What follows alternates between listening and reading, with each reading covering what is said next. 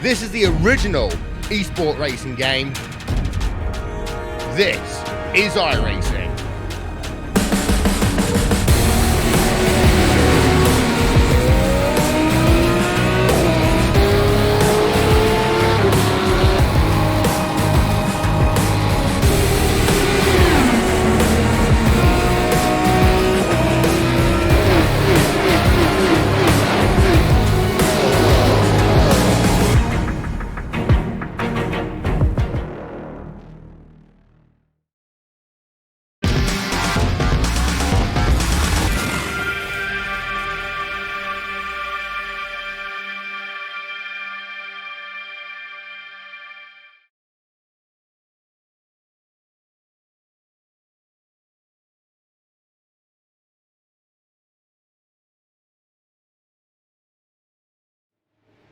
De Jong having to hold in behind for the time being as they go through turn number 1 into turn number 2. This is where we saw a couple of little incidents in the first race. Hopefully everybody can get through that one so far. In fact, we've lost one driver so far from this one. That's Lauren Heinrich is out of the race after turn 1 incident, but everyone else making their way through, and it's going to be a battle for the lead for the time being. Phil Sell having to slot in behind, trying everything, trying different lines to get the run out of this corner, but he's running out that little bit wide. I don't think he's quite got the move done, and well, De Jong, he's got a man on the mission here. He's wanted to get up to the front of this pack and to try and make the moves. He's got the slipstream of Phil Sell and Holtzman. Phil Sell going for the race lead early on in this one around the outside of turn number 8.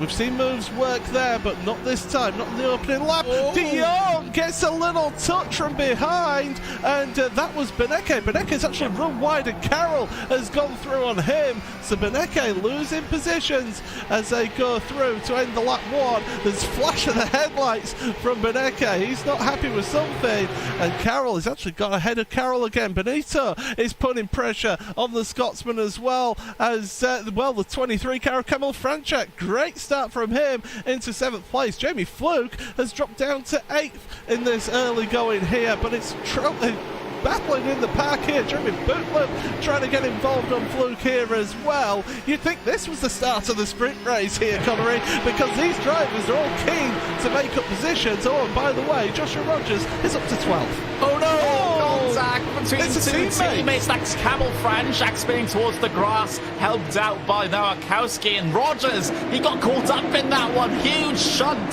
to the right-hand side door of the Australian. He'll drop all the way back to the back of the field. That's huge drama. All he needed to do was play it safe in this race, but through no fault of his own, bang, into the gravel, up and towards the tires as well. Joshua Rogers, he's crabbing across the circuit. His race is done. And this is what happens if you start further down the field in these races, in these big pack races. You end up just one little mistake from somebody in front of you. You get caught up in the instant, and before you know it, you're heading to the scene of the accident, and that's exactly what's happened there.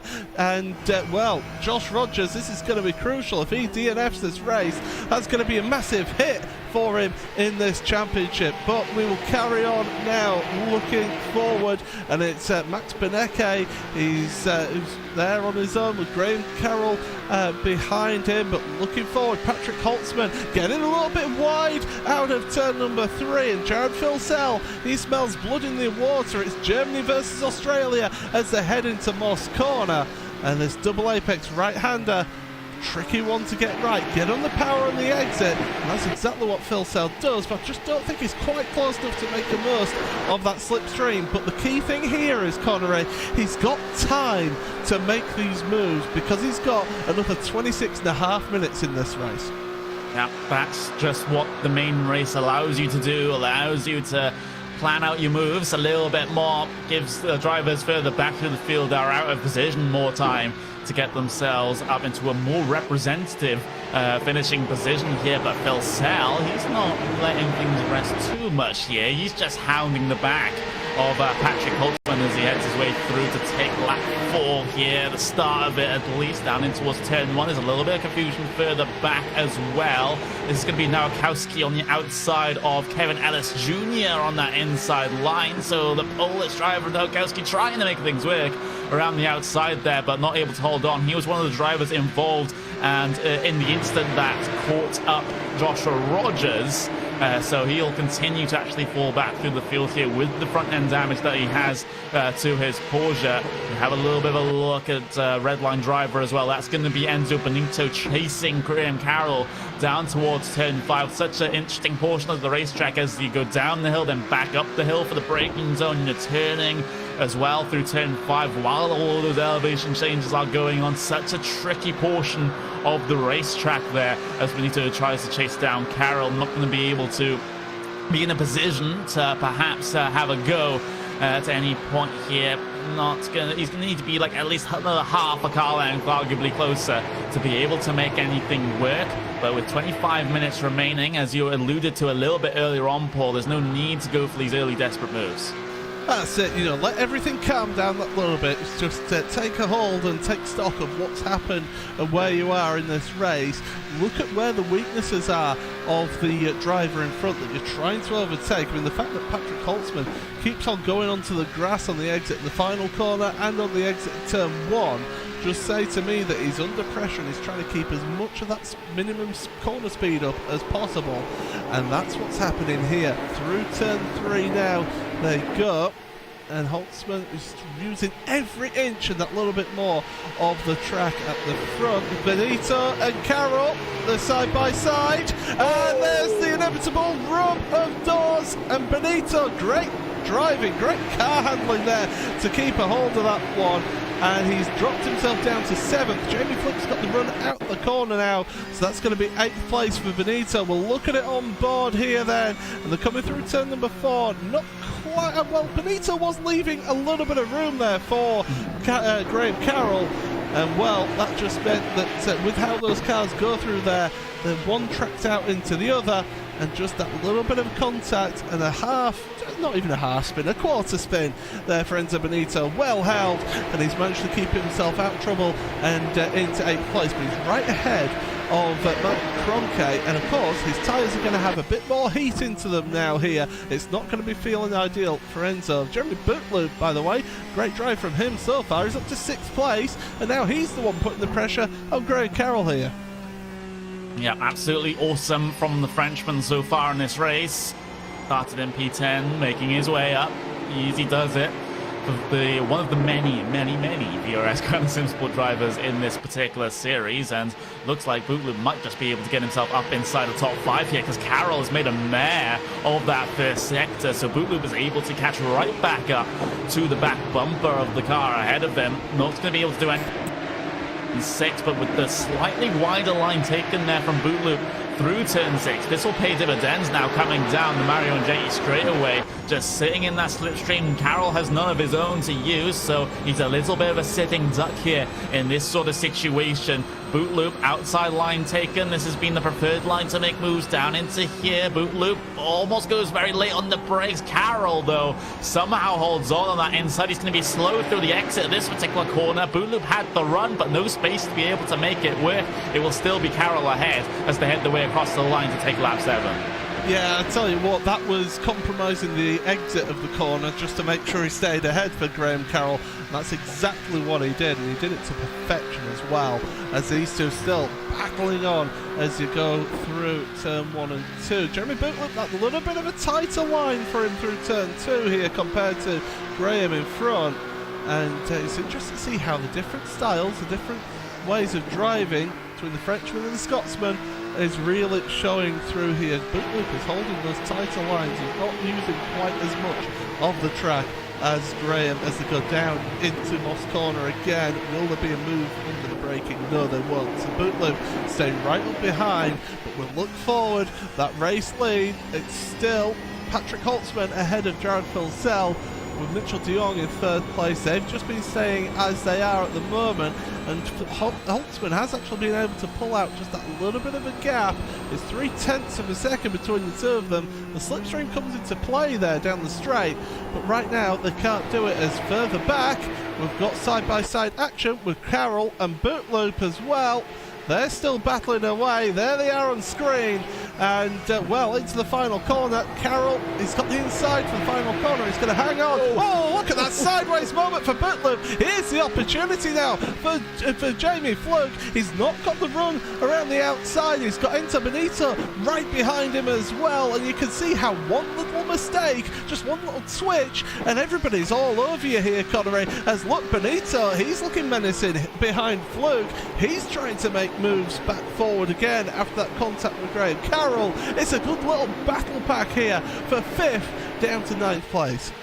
It very much is. Carroll still leading the way in this particular train, though. And if you remember back to the pro qualifying series, to get yourself into this series, it was Graham Carroll that put up the fantastic defense at the end of the race to be able to hold position. He needs to do so again on arguably a much, much bigger stage here if he's going to hold on to a top 5 finish. Bootloop has been looking threatening. Same with Jamie Fluke and Benito as well. So exactly as you said, Paul, if anyone steps a foot out of line, then you're going to be hounded and harassed through these corners up towards turn 8. No moves being made. We had a little bit of a moment perhaps with Jeremy Bootloop looking for a move, but he tucks back in line, so it's all a single file snake coming through this final sector, and a little bit of an ultimate line taken there coming up towards the final corner before you get yourself onto lap number 9 then for these guys. And it's still the status quo all the way through this one. There's a little bit of a battle pack going on behind as well, involving the likes of Iskard, Cholak, Ellis Jr., Sanchez in that particular order. So battle packs forming. You've got that train for the race lead, a train for what will be P number 5 on circuit, and then we have one that's going to be for P11 and back as well. So everyone's just separating themselves out into their own little groups. Yeah, and this is what's great about this series, is the fact that everyone is going to be battling all the way through, because especially... Holtzman!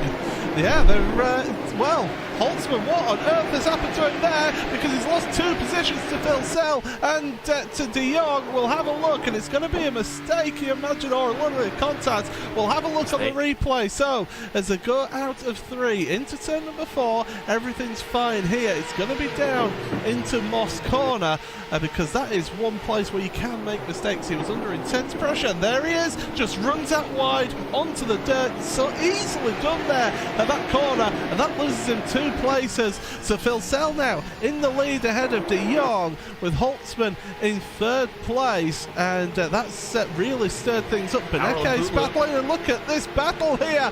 Further back, Carroll still holding on to 5th place ahead of Jeremy Bootloop. Jamie Fluke is putting the pressure on as well as Benito, so it's a really close battle pack here as they come down the hill in turn 2. They're almost together. You can almost put a towel over them. They're that close together as they go through turn number 3.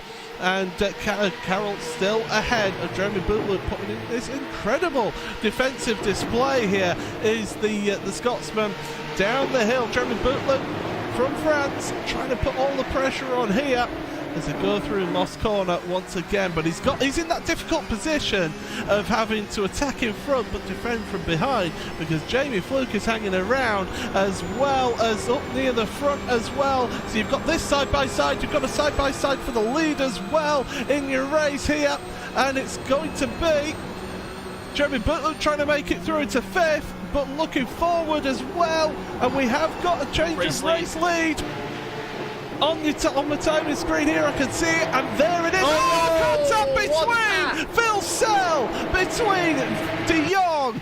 Holtzman was almost involved in that one as well. They're back up and running. Beneke now suddenly finds himself in 2nd place. This battle pack that we've been watching of Graham Carroll, they're now on this one. We've got Beneke trying to make the move on Holtzman, and there's contact between the 2 of them. This is incredible action. What on earth is happening? Everybody's losing their heads here. So all of a sudden Beneke now finds himself in the lead. Well, good luck talking us through the replay of this one. I'll try my best, but look at this. Battle for the race lead through the final corner. There's Phil Sell looking for the... Well, not looking for anything, I don't think. He simply ran into the back of Mitchell de Jong coming off the corner. Holtzman having to take avoiding action across the grass. That's Beneke hopping his way all the way through as well. And if we get the view towards the front of these guys, there's coming the way through turn 1 up towards turn 2. Holtzman trying to hold position for the race lead. And then Beneke looking for a little bit of a cutback coming through turn 3, but completely miscalculates it. That's the Red Bull Racing Esports driver around. That's Beneke up into P1. But the thing is, Mitchell de Jong is now back in the battle for the race lead, and so is Jared Philsell. This keeps going up and down like a roller coaster.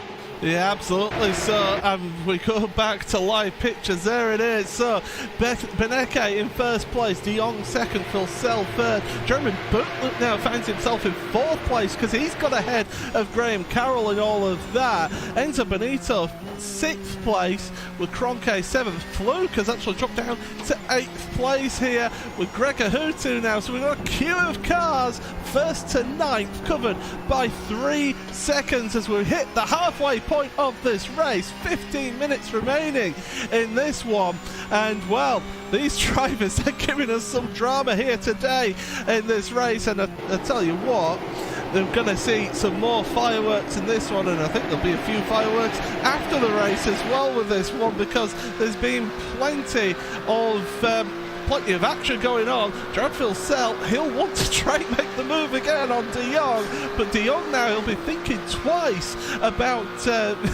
leaving the door open to Philsell, and he'll also want to stop him from trying to push his way through as well. But they've got to be careful, because Beneke, if they start fighting amongst themselves, Beneke will pull away at the front here. He's got the talent, he's got the skill to be able to do that as they come through the final corner. And those three are still pretty close together as they come through, but this is fantastic action, and this is what we expected from the Porsche Esports Super Cup. Action aplenty in this one. Maybe not the contacts that we would have wanted, but certainly the action here.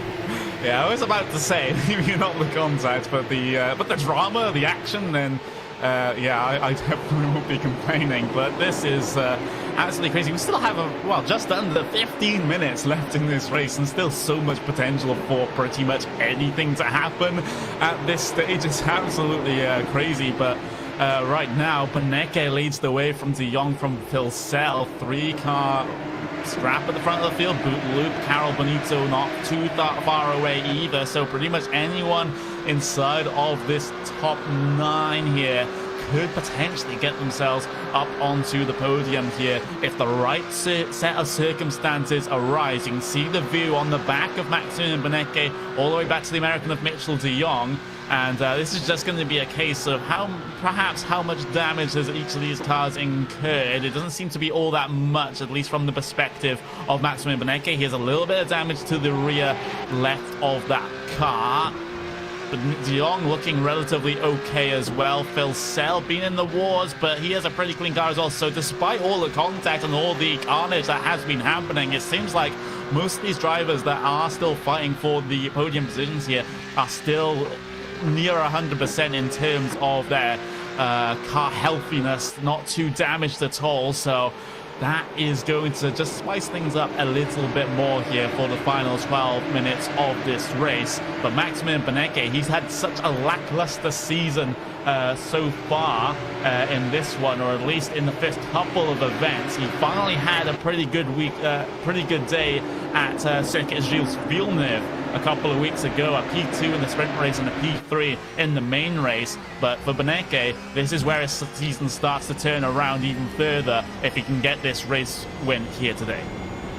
Well, as we see the top 3 just spreading out that little bit, I will say the biggest loser out of all of that action that happened was Patrick Holtzman. He's dropped down to 12th place. We'll look at Gregor Hutu. He's up behind Jamie Fluke. So the Finnish driver of Hutu, very experienced World Championship driver, running it through the final corner, trying to put the pressure on the Northern Irishman of Jamie Fluke ahead. Look at those positions gained, by the way, on the left-hand side of your screen. Look at that That's Piatello up 16 positions out of all this. Sebastian Job, we've not really talked about. He's up into 20th place after starting at the back after getting having that incident, that tank slapper in race number 1. We have got a number of retirements though, it's worth pointing out. Lauren Heinrich, David Williams, Joshua Rogers, Kemal Franchek, Ricardo Castrolado is on pit road, and actually Pash Jurgis has just gone onto pit road as well, so quite a few retirements there. But there's your top 8 on screen. Max Benecke in the lead ahead of Mitchell de Jong, Jared Filsell in 3rd place ahead of Jeremy Bootloop in 4th, Greg Carroll and Enzo Benito 5th and 6th. Those two have been inseparable all afternoon here, with Martin Cronkite and Jamie Fluke rounding out the top 8, but Fluke under pressure from behind.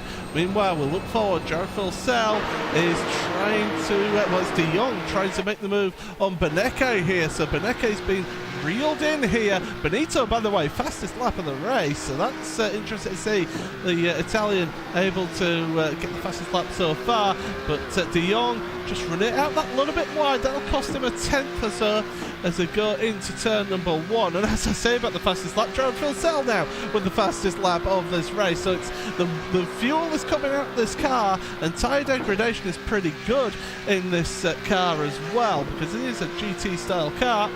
So you don't have to, you can push those tyres that little bit more. But de Jong has now got Filsell all over the back of him. He's coming under pressure here, and that 2nd place is really coming under threat here, Connery.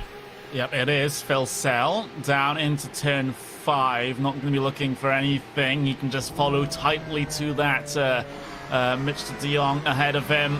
Out of turn 6 as well. That's going to be where Benecke hasn't really been particularly strong, so he'll fall back into the clutches of these guys a little bit through this back straight. And so with de Jong with the slipstream, he might just have a bit of a look. You can see ahead of us on that onboard, de Jong looking for a little bit of a move around the outside, darts back in line. So Benecke is pretty safe for now, but Filsell, he's looking to get stuck in there in that Apex Racing Porsche. Coming up through the final corner for the Australian. We'll have a look further back as well. There's a battle between what's going to be Antoine Hijlan and Marin Cholak here. Hijlan, of course, having to start at the back of the grid for the sprint race. He's one of those drivers that has been working themselves up from the back of the grid thanks to a qualifying ban here, on the edge of getting himself in towards the top 10. Not a bad run at all for Antoine, but Cholak, he's had a very good event so far today as well, so I don't think he won't be giving up this position too easily. Yeah, the Croatian in front of the Frenchman there in that battle further down your field for 12th and 13th. Look at this here, Martin Cronkite. We're on board with him as they head into Moss once again.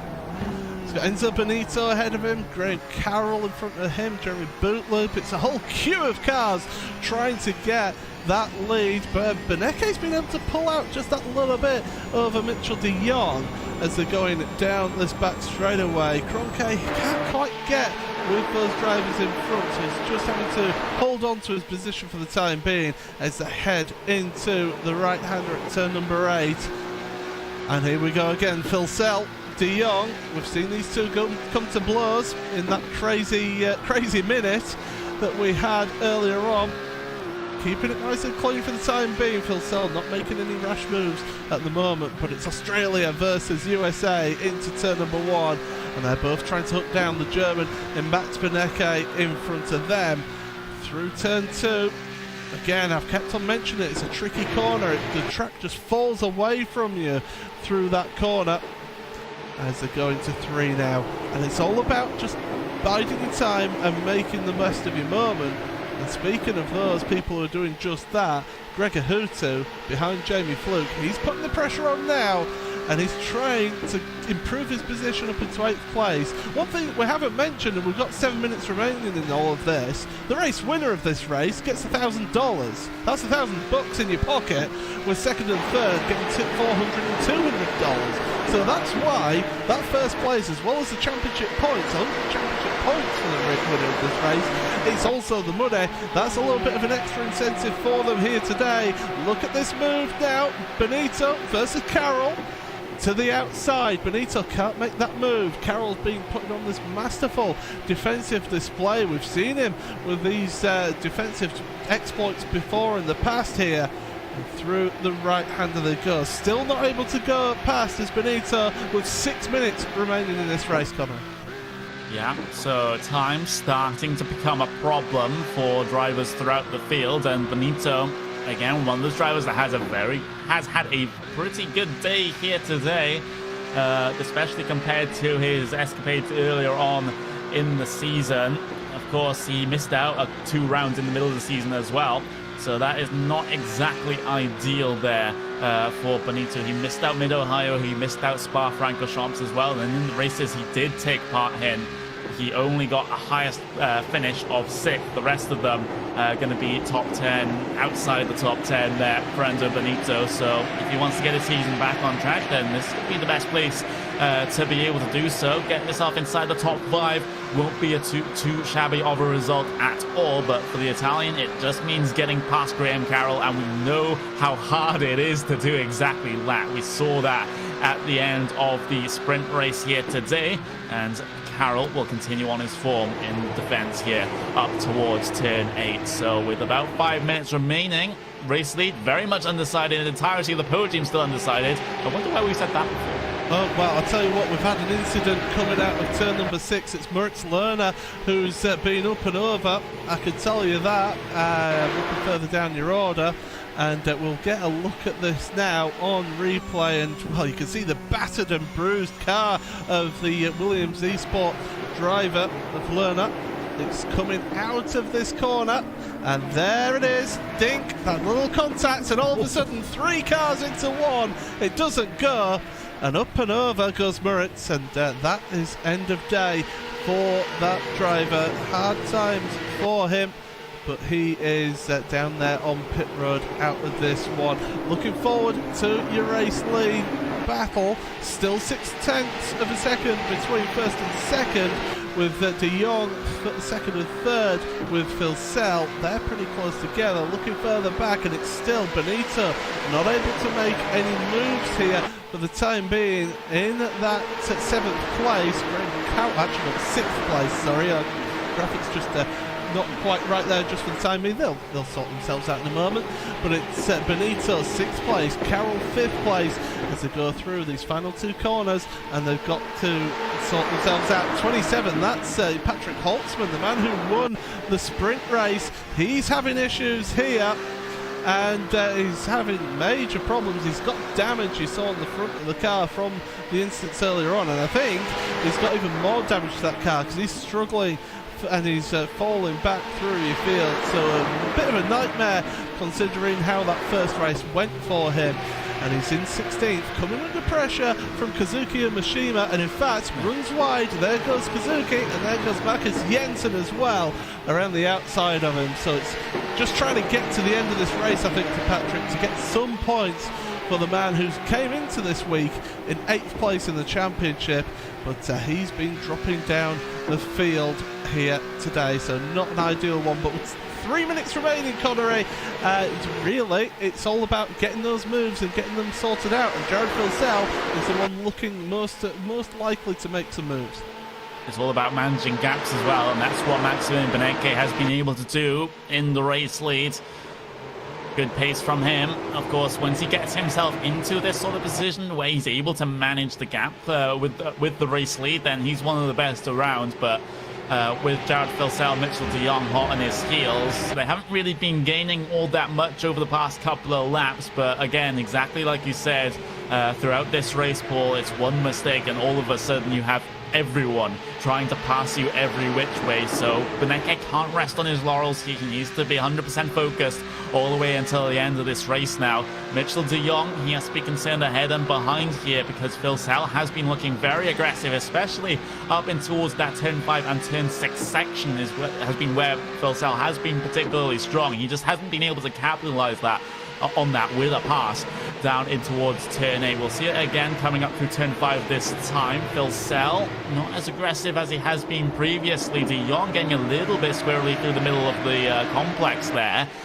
Just that front of that car just washing across the racing circuit, not able to grip up, but Phil Sell again not able to capitalize on that very fact. Here comes Enzo Benito on Graham Carroll though for P5 here on the way down the back straight, and Benito stepped out of line, I think a little bit too early there. And now he jets back in line, back out of line, looks for any move, but can't find anything there down into turn 8, and now that has allowed Martin Kroenke to get himself onto the back of this particular battle as well. So with about a minute remaining here, this will be the final lap here as they head their way across the line. White flag flying, and Beneke in the preferred seat, I should say, here at the front of this field. De Jong has to be very, very careful here if he wants to come home P2 or up.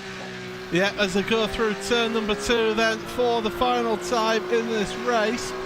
It was about 10 seconds too late for them to get another lap into this one. So, Beneke at the front, Phil Sell putting the pressure on. Marin Cholak is an instant further down. He's spun. He's trying to get back up and away again, but he's dropping down the order. That's a nightmare for him after a really good run here. But looking forward in your field then, De Jong under intense pressure from Phil Sell. Are we going to see another last lap lunge move from Phil Sell and a change of position towards the end? Beneke's too far ahead of them for them to try and get the move done on him. So it's all about second place here in this battle as they come through turn number 8 now. Through that corner, the white flag is confirmed. It is the last lap, 9 and 10. So one more corner, and Max Beneke on round number 5 of the Porsche Esports Super Cup is the winner in this feature race here today on the iRacing Esports Network. This is the original esport racing game. This is iRacing.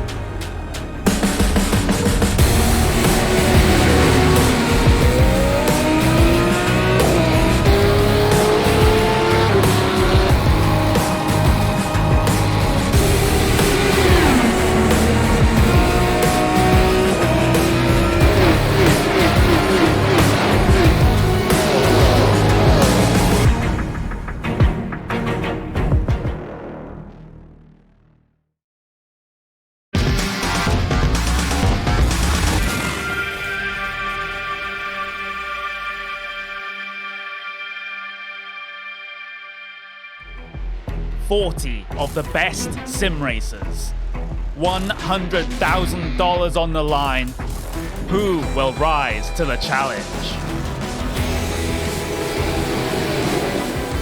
This is the most competitive iRacing World Championship.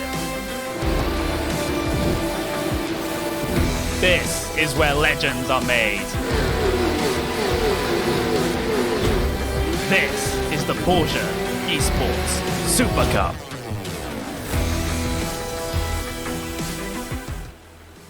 Well, hello, ladies and gentlemen, and welcome then to the second half of the Porsche Esports Super Cup as we head ourselves back to America, to upstate New York. Welcome to round number 6 of the Porsche Esports Super Cup, and welcome to Watkins Glen International. This is a track that so many drivers love racing at, but it's a track which has got its danger point, and we're going to talk through that as we're currently working ourselves through practice right now. Drivers have 7 minutes remaining before they'll head themselves to qualifying as ever in the Porsche Esports Super Cup.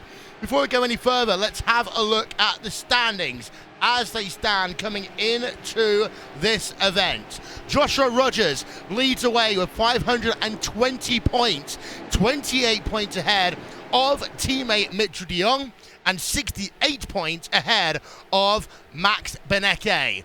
Beneke is charging up the standings, taking 3rd place away from Jamie Fluke recently. Fluke runs in 4th place in the championship, and multi-time world champion of Grand Prix racing Martin Kroenke is currently 5th place in the standings. It's Tommy Erskard, Patrick Holtzman, Jeremy Booterloop, Graham Carroll and Jared Phil Sell that rounds out your top 10 in the standings right now. Wilvington along with Paul Smith and Connery Maddock for the call. And Paul, let's talk about this track quickly. We're running the boot layouts, we've got the bus stop chicane here today, but what we've noticed is this track is hot. It is cooled down recently by 3 degrees in terms of track temperature from a height of 52 degrees. That's 125 degrees Fahrenheit, but it's still pretty darn warm out there. Yes, it's going to be a real challenge for drivers to be able to manage the temperatures in their tyres here. But with the time of day that we have in the sim at the moment, it is going to gradually get cooler throughout these two, the feature race as well as the heat races beforehand. So really, those drivers, they're going to have it easier towards the end of today's event. But what a track we're at as well, steeped in history. It's certainly a great challenge, and it's one that the drivers absolutely love. You name it, they've raced it at this track. Of course, it's hosted Formula One races, it's hosted sports car races, NASCAR and IndyCar as well. And Connery, the challenge for these drivers is going to be surviving the heat early, but also managing themselves and their car over the runs as well. Yeah, but it just brings us back to the point that you made with Paul, excuse me, is that this track temperature is not going to affect the tyre wear a little bit too much. We know for a fact it's only about, when we get to that feature race, 30 minutes. That's about half the length of a regular stint in these, well, these are not GT3 spec cars, but they're called GT3 cars, so we can extrapolate the point. So it won't be affecting that too much. It's just the overheating and the temperature management that they'll have to be doing. And when you're coming into particular sections on this racetrack, like the S's section, for example, where you're putting so much load through the car, it can be particularly sketchy coming through there. The other point as well, though, Will, is that not many drivers will have actually practiced in these sorts of conditions. You know, a couple of them might have thought, okay, put the sliders to the extremes, let's see how the car handles, but some others, that's simply not the case. So this will be very, very interesting to see how the balance of each of the drivers' cars here today is affected by the conditions that we have out there. Yeah, indeed so. And of course, the other thing that drivers have got to contain is their emotions and tempers. Talking about that, 2 drivers will receive a qualifying penalty, will not be able to take part in qualifying here today. They are going to be Jamie Fluke and Pash Gergis. And for Jamie Fluke in particular, that's going to be hard for him in terms of the championship poll, remembering what we saw last time out with Josh Rogers, who basically had to start from the rear of the field, had to work his way through and got involved in the incident in the feature race as a consequence. Yeah, it's one of those issues of picking up those, accumulating those penalty points throughout the season. It does mean that he's not able to qualify, but this track, it's not the worst track for overtaking. So compared to Mossport, I think this is a little bit better for overtaking. And with his knowledge of knowing he's got them penalties, he will have worked purely on his race pace, on his race setup. So he's not had to worry about that qualifying, but he's got to avoid those incidents. Same with Pash Gergis as well. You've got to avoid those incidents that could potentially ruin your championship run. After having a clean start to the season, Pash Gergis actually got his 16 incident points in 2 races at Circuit Gilles Villeneuve and the Canadian Tire Motorsports Park. And we're actually on board of Pash Gergis right now in the number 41 car as 2.5 minutes remaining in the practice session. Our featured driver of the day is going to be Mitchell de Jong. We're going to ride the first lap on board of qualifying with him. De Jong's had a season which has been interesting so far, Paul. He's got a lot of work to do, of course, if he's going to really fight for the championship. But, you know, he's got like Sim Sports backing behind him, and he's had some good races here this season, of course, winning as well. Yeah, absolutely. One-time race winner this season in the... well, actually, no, he's not won a heat feature race, I should mention. But he's been up around there, you know, 4 top 5s. He's had a pole position as well. So he knows what he can do in this car, and he knows what it takes to win a championship as well, from him winning the Rallycross World Championship, of course, last year. So he knows what he needs to do, and the fact that Josh Rogers got involved in instance last time out just has really bumped him up to within reaching distance of his Commander stablemate, and certainly the pressure will now be starting to put on into the second half. You need to just make sure that you get really good decent points haul into the second half of the championship, because any mistakes now and your time is running out. Yeah, a lot of drivers right now are on pit road. So we're going to turn our attention over to Marin Cholak in the Altus Esports number 34 machine, riding on board of him as they come up the hill. We're going to talk about critical points in this racetrack, Connery. You think the bus stop chicane is the major one on the opening lap. Actually, it's the last part of the S's where we can see some really big issues.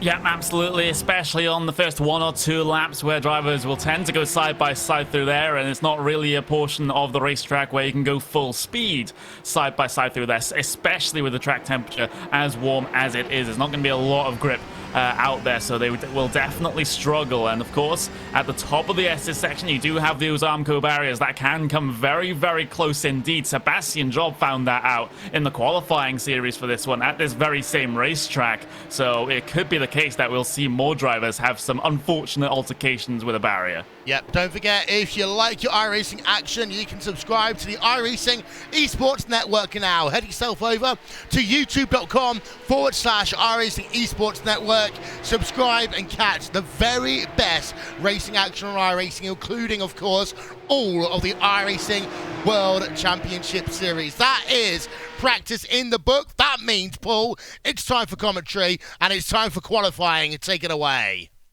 Yeah, so thank you very much. So, crucial qualifying going on here. Of course, just a reminder to everyone, if you are new to watching this series, we've got this 8-minute, 2-lap qualifying session to determine who gets the first opportunity of championship points. The top 5 qualifiers get championship points in here, but for the first heat race, you then have an inverse grid of the top 8. So 8th in qualifying becomes pole position. And we'll go through that when we get to the first race. But Connery, as I say, it's an opportunity to get some early points built up here in this crucial second half of the championship. But also, it's a good opportunity to stamp your mark on this venue as well. Yep, it is, and some people might say it's only a small amount of points in play here in qualifying, but how many times have we seen a small amount of points decide championships? That is the issue, especially here in iRacing, so it's very, very much matters to get yourself a good qualifying results here, and of course, if you're inside that top 8, that all gets shuffled around, reversed, whatever you like to call it, but the drivers currently, they are on their out laps and making sure they don't get those tires too warm before they start their actual qualifying laps here. So this is all about the optimal range of the tire temperature as you come out of the final corner and across the start-finish line. And in a couple of moments' time, we'll start to see a couple of drivers doing so. Yeah, absolutely. So everyone just preparing themselves. If they're not happy, they'll pull over. But they've not got much time. You're talking a fast lap being a 1:50. That was the fastest time in the warm-up before this. 1:50.1 was your fastest time. So you're not really going to be pushing too hard or taking too many chances with the opportunities to run a lap. But the first few drivers coming out on track now to start their flying laps, one of those being the 81 car, and that is David Williams out on track at the moment as Mitchell de Jong. He's coming out now. He's starting his warm-up lap here at the moment, so he's waited a little bit of time, waited to get himself in the zone, get himself prepared for starting this qualifying session. But about 2.5 minutes gone so far, 5 minutes remaining in qualifying here. You only get 2 flying laps, so everything is to play for. And Mitchell, well, we see him going out the carousel, down the chute into the boot section of the layout here. And it certainly is. It's a really, really fun layout is this Connery. I've always enjoyed running races around here, and it always produces really good close racing as well with the slipstream effect. Yep, it does. Just a couple of drivers going to be coming towards the end, towards the end of their flying laps here. Multiple other drivers starting to get themselves going here as well, as Mitchell de Jong will be the car that we will eventually get ourselves on board with when he comes out of the final corner. We can get the view of his lovely, lovely face as well. But up through towards turn 9, of course, managing the tires on this lap, like I've said, and then once he gets out of the final corner, that is going to be pedal to the metal, balls to the wall, whatever you want to call it, for qualifying here. Coming up through this final corner, which is slightly on camber on the inside. You can carry a little bit more speed through there, but you have to be so careful on the exit as the track levels back out, as we'll get ourselves across the line then for Mitchell de Jong on the way down towards turn 1. Yeah, turn 1 then, keep it on the left-hand side, brake as late as you dare, clip the apex, don't run too far over the runoff there, carry the speed through there, keep it to the left for the first part of the S's, and you want it to just blend and throttle just that little bit through here, just a little lift to flat out now. 6 gear pulled through the right hand part of the S's, get the car out to the left hand side as you see Mitchell doing, ready for the bus stop chicane, onto the brakes, use the curbs as much as possible. They can upset the car and unsettle it, but not this time as we go into the carousel now. This is turn number 5, and then the cup circuit that goes off to the right there, but we're going to go straight on down the chute, get over to the right hand side, onto the brakes.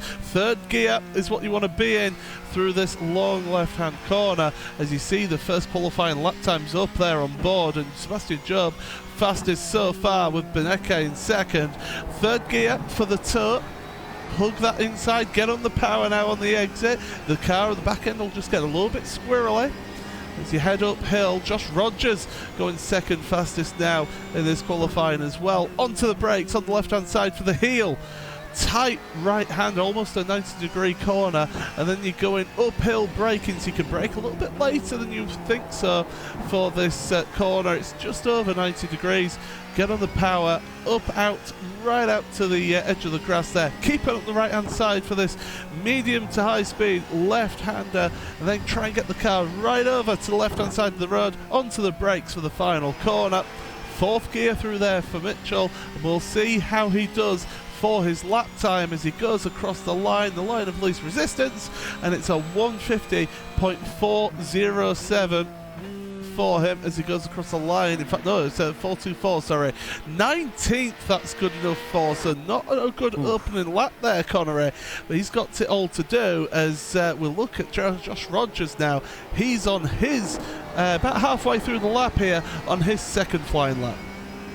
Yeah, absolutely. He's currently heading his way down a little sort of back straight here, down towards the heel, and then up in towards turn 9 as well. So Joshua Rogers, your championship leader as it stands, although not by as big as a margin as it was just a couple of weeks ago after his qualifying ban at the previous race of Mosport. So he still has points to be concerned about, very much so, in this particular race, because if he has another bad race here, Paul, then that is going to spell big trouble for the championship lead coming into the next couple of races. But Joshua Rogers now out at the final corner, all the way to the start-finish line. Currently P2. Does he improve? He does not improve. He doesn't even set a valid lap time that time around. So Joshua Rogers, well, P2 in qualifying is the highest that he is going to be. Is anyone else out there on track that could challenge? This is a driver that can certainly do so. Jared Filsell, P4 in qualifying right now. He's only, well, much less than a 10th of a second away from Maximilian Beneke to get himself up into P3, but that's a big slide there through the penultimate corner for Filsell. It's going to lose a little bit of time. Is it going to be a significant margin, though? He tries to take the short route to the line, but he's backed out of this one, and that is going to be Filsell going to be qualifying, or rather finishing in qualifying, no higher than P4. Who else is out there on circuit? Well, there's going to be Sebastian Job, who's currently heading his way through turn 4 right now, but he's not going to have enough time to get himself back to the start-finish line, so it's going to be pole position, or rather not pole position, but finish first in qualifying for Sebastian Job. He will start P8 here for Red Bull Racing Esports. But Sebastian Job, for all of his troubles in the pro qualifying series here at this track, it seems like he's recovered and stamped his authority here in qualifying. So let's have a look then at how things stand then going into this first race. So as we mentioned, an inverse qualifying grid of 8. So actually on pole position will be Kevin Ellis Jr. Starting there on pole position with Graham Carroll second. Patrick Holtzman is going to be third with Gregor Hutu fourth. Jared Phil-Sell fifth place with Max Benecke, rounding out your third row, and Josh Rogers, and then your quickest time set, Sebastian Job, in 8th place. Kamil Franchak, really good to see the pole up there in 9th with Martin Kroenke 10th place. It's Alexander Thiem and David Novakovsky rounding out the next row of the grid. Gerald Sedgwick, David Williams, an all British row there ahead of Yao Vaz and Ricardo Castro-Ledo. Jeremy Bootloop and Alejandro Sanchez ahead of Marin Cholak and Thomas Tahala. Down in 20th place there. Sebastian Dunkel 21st, and look at that, Mitchell de Jong 22nd, the second place man in the championship. Tommy Østgaard ahead of behind him as well. Look at Harpler and the rest of your field going through your screen right now. We've got a 35 car grid. Jamie Fluke and Pas Jurgis, the two who have not set a lap time, but we're getting ready for the race then. Drivers preparing themselves here, and well, Connery, just quickly, what's your thoughts going into this heat race? Yeah, I think this one is going to be absolutely incredible. We have a couple of drivers actually out of position here. We do have the big story that we had in qualifying, the driver that we were on board with for that lap, Mitchell de Jong. He starts in P22. He has his co-ender teammate of Tommy Østgaard starting right behind him as well. Østgaard, remember, race winner in this series, starts P23. So those are a couple of names to look at when it comes to drivers working their way up through the field. Here we go then. It's an all Scottish front row of the grid. The green flag is in the air for the opening heat race of the Porsche Esports Supercup. Good start then away from Kevin Ellis Jr. ahead of Graham Carroll into turn number 1. They go now. Will everyone be able to make it through that first turn? It is a tricky one, and you've got to worry about people coming back onto the track on the exit. Through the S's now. Great shot this, looking at them all flying by. Too wide between Gregor Hutu and Gerard Phil-Sell. Hutu has to drop in behind, and here's Max Benecke now trying to make a move on Hutu, along with about 4 other cars here as well. Oh, crazy! 92! That is Rogers out! He's hit the wall heavily. He's into the grass, and oh, this absolute nightmare. Jeremy Bootloop is involved in this one as well. So too, I believe, is Mitchell de Jong as well. So absolute nightmare for some of your championship contenders, and the leader of the championship is out of this race. Incredible here in the opening lap, but we're still carrying on at the front here because it is Kevin Ellis Jr. in the lead there, the Scotsman, ahead of his compatriot from Scotland as well, Graham Carroll in second. Patrick Holtzman now is up to 3rd place ahead of Jared Phil-Sell. So it's 2 Apex cars and 2 Red Bull Racing cars together in the front 4 positions here in this race, Connery. Yeah, this was all caused by that huge confusion with Baxter and Benecke going for the move over Gregor Hutu. It did stack up a good couple of drivers behind. Joshua Rogers, the innocent party in this one, I have to feel. Kamil Franchak just ran straight into the back of him. A bit of confusion about which lane to choose, and that's Rogers heavy into the Armco barriers. We'll have a look on the replay here. You can see that battle happening ahead of the Australian hitting the rear. Heavy impact with the left-hand side, spinning across the bus stop as well. Perhaps we can get a little bit of a different view of that one, because that is huge in terms of the championship. Well, I mean, he's done well to not collect anyone else involved in all of that incident as well. There was also Jeremy Bootloop further back was involved, but you just see how he gets caught from behind by Kamil Franchak there and loses it onto the grass. tries to keep it going, but there's so much damage to that car that he's going to have to retire that one. But huge drama in the start of this 15-minute sprint race, don't forget. And it is Kevin Ellis Jr. who's in the lead ahead of Graham Carroll in second place, with Jared Filsell third, Patrick Holtzman fourth, Gregor Hutu and Max Benecke fifth and sixth place, with Sebastian Job and Kamal Franchak rounding out your top 8 of your field at the moment, as we're on lap 2 as they're heading into the top. And Benecke is wanting to look and wanting to try and make his way past Gregor Hutu here. And Hutu, we saw, had to just check up behind Filsell on the opening of the lap through the S's. Opening of the race, should I say, and this has just allowed Max Benecke to be all over the rear engine of that car as they're going into turn number 9. This tight left-hander, getting the power, important to carry the power early through there to carry the speed into 10. But right now everybody just needs to get themselves into a little bit of a rhythm, but they do need to start making moves, as we've seen so many times in these sprint races in this championship, Connery. Yeah, coming across the line then to complete lap 2, riding on board at least briefly there with Kamal Franchak. And well, this was one of the drivers, or was the driver that ran into the back of Joshua Rogers and put him in that very blue Armco barrier coming down the turn 4 to turn 5 straight. Back up the S's section then, here's Mitchell de Jong as well. Hasn't really been able to make the early moves here in this particular sprint race. He's still down in P28. In fact, he's lost positions on his qualifying. He actually qualified in P22, so he's been caught up in some of the some early problems as well as a result, and now he's in a big sort of issue now. He's right at the back of the field, and he's going to be losing a ton of points, as well as Joshua Rogers. So those are the top 2 contenders in your championship having horrible sprint races. Oh, well, one person will be rubbing his hands with delight is this man right here, Max Benecke.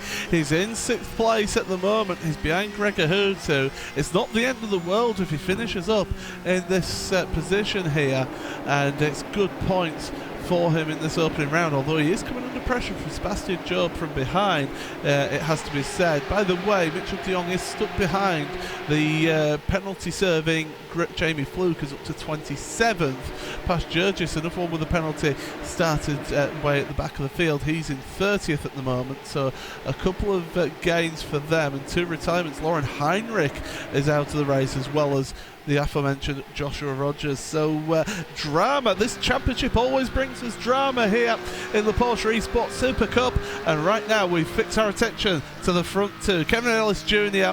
and Graham Carroll, they both know each other. They've both raced against each other rather a lot, it must be said, here on iRacing, as we go down into turn number 1.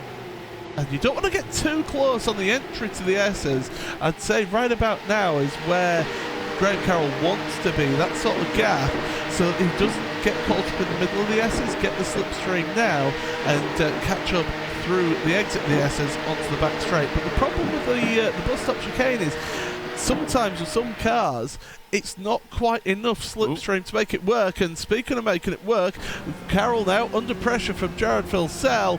Filsell just hanging back for the time being in 3rd place, but Jared, he wants to make some money moves here. It's 10th place in the championship. He sees an opportunity of gaining big on his competitors.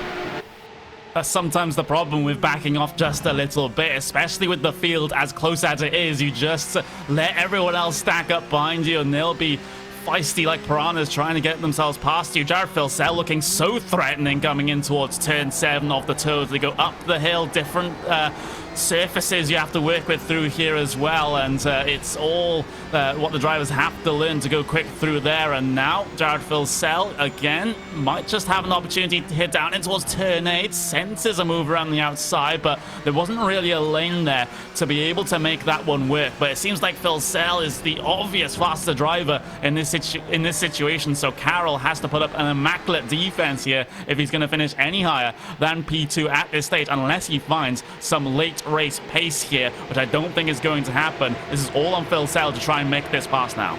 He's lucky though, is Graham, that he's got his Red Bull compatriot Patrick Holtzman in 4th place, so he's able to put pressure on Jared Filsell. Looking further back, 19th place Antoine Hijla, and he is battling with Marin Cholak as they head down towards turn number 1. So the man from Croatia versus the man from France into turn number 1.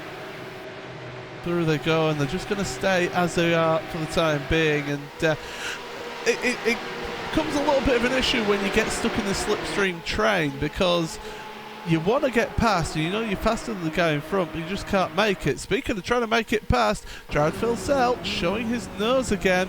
No flashing of the lights yet though, Connery, so I approve of this. He's doing this the right way and not just flashing his white lights demanding to get past, but he's stuck behind Graham Carroll for the time being, as the rest of your field going their way through the bus stop chicane here, and really good to see 35 cars out on the grid for us today. And they're putting on a great show here.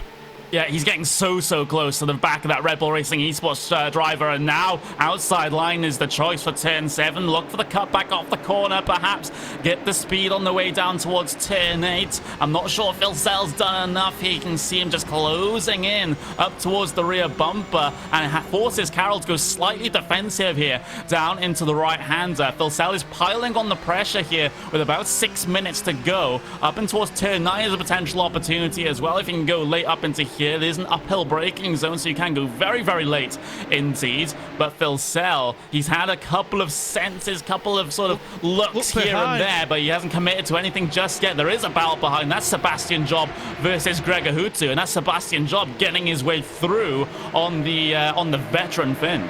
Yeah, absolutely. Great move then from Seb. So it was Hutu put the pressure on Max Beneke going into 8, but that allows the door to be put open for turn number 9, and Seb Job, ever the opportunist, is going to say thank you very much. I'll go down the inside here because I know I've got the inside line for the next corner as well, and Gregor has had to give that up. So going from attacking for 5th place to dropping down to 7th place for Gregor Hutu in the sequence of 2 corners.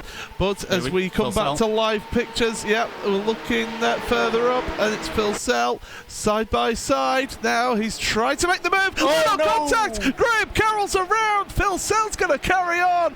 Carroll will have the monster of a slowdown penalty for cutting across the chicane there, but he didn't do that by choice, that's for sure, as they got together there. And we'll look on the replay here, but it's Carroll who's ended up the worst off, down in 12th place from 2nd place here. It was the slightest of contacts too, but it's where at the worst point in the corner as you're coming down into there, both of them hit the brakes. You just see little bit, just the margins are so fine on that one, and Graham Carroll is going to be super hard done by what has happened there, as we'll get another look at it as they head their way down in towards the bus stop. You can just see it tap and around. That sucks so bad there for Carroll.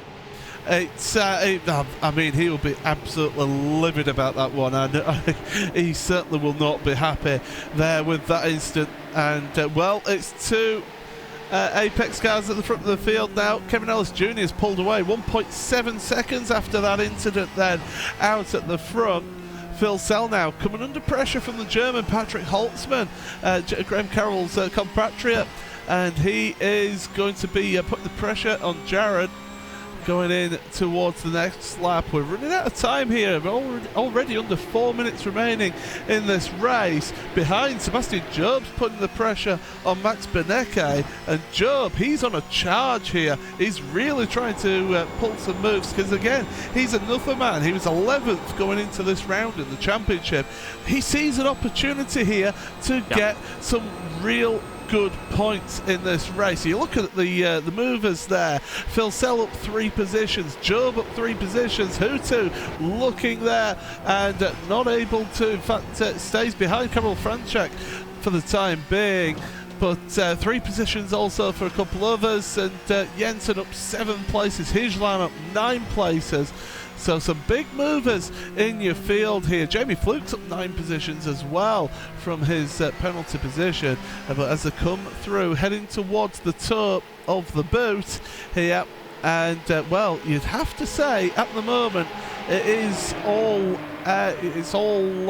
Kevin Ellis Jr.'s to lose in this heat race, but we see there the move that was made on Gregor Hutu and Kamil Franchek using the great run out of the S's and using the slipstream to his advantage.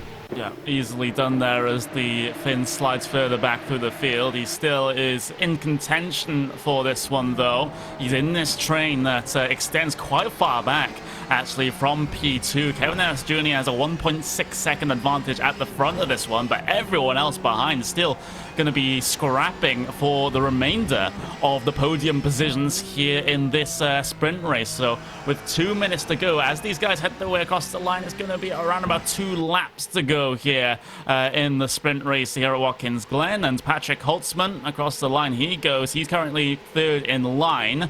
And does he gain or lose time over Jared Filsell? He actually loses time marginally, about 1/10 of a second. So Filsell, I don't think he can do anything about your race leader here, but he is gapping the car behind him. So that is that instills a little bit of confidence in the driver when he can see the lap times going green. Yeah, absolutely. Those times do get close up at the front, but still staying as they are. On board then with the 28 of Alexander Thebe, 9th place, putting the pressure on Martin Cronkite, who's in 8th place there. So the multiple-time world champion in the Grand Prix Series, he's in 8th place, solid position for the time being behind his long-time rival Gregor Hutu in 7th. Hutu's not had the best of races here. He's not the worst either, let's be honest there, but he's after that initial good jump, he's then sort of just fallen back a couple of positions throughout this opening heat race. Of course, don't forget we have got a feature mate race, a 30-minute feature race after this race concludes, so you don't want to miss that one out. It's 2 races here with the grid decided for that feature race from the results of this race. Looking further back as well, 46, that's Yao Vaz. He's putting pressure on Ricardo Castro-Ledo in 13th place. Good few battles throughout your field here, and you have to say that this gaggle of cars that we were looking at all stems from 2nd place all the way down to that 14th place in your field. But start of the last lap then is going to be happening here because we've still got time on the board. So the white flag in the air here for Kevin Ellis Jr., but that gap is down to under a second here. Can Jared Filsell find a miracle here to be able to get that position on the last lap? He was half a second faster on the previous lap compared to Kevin Ellis Jr. Patrick Holtzman, 3rd place at the moment, using the slipstream, trying to gain as much as he can on Jared, but he's too far back, I feel, to be able to make any moves going up the straight here, as the rest of the cars just staying in line here through the chicane, bouncing it over the curbs, through the right, left, right, then into the carousel, this long sweeping right-hander. Important to get the good run through there. Another couple of attempts caught up by Filsell. I just think it's maybe a lap too late as we look at battling further down your order. That's the 107, that's Thomas Tuhala. It's Marcus Jensen involved, and oh, Yao Vaz. So what's happened to Yao on this last lap? We'll have a look here. And it is, sorry, it's Dunkel, Sebastian Dunkel, who's had a little issue here into the bus stop chicane, and yeah, runs it wide. That gets him a slowdown penalty, and that means that he has to give up those positions. But we're coming in towards the end of the lap now, the end of this last lap. Kevin Ellis Jr., the gap has come down to half a second, but there's no real opportunities now between here and the checkered flag. So through the left-hander, he's just got one more corner to go. It's a tricky corner to get right, but turn number 11, the right-hander, and it's going to be out the corner, runs it out wide, but it's no problems, and he's going to come across the line for the heat race win here in the Porsche Esports Super Cup. That's Kevin Ellis Jr., the Scotsman. What a result for him as he goes across the line. Jared Filsell in 2nd place ahead of Patrick Holtzman in 3rd. Beneke rounds out the top 4 there, but some great battling in that opening race there, Connery, and it bodes well for the feature race.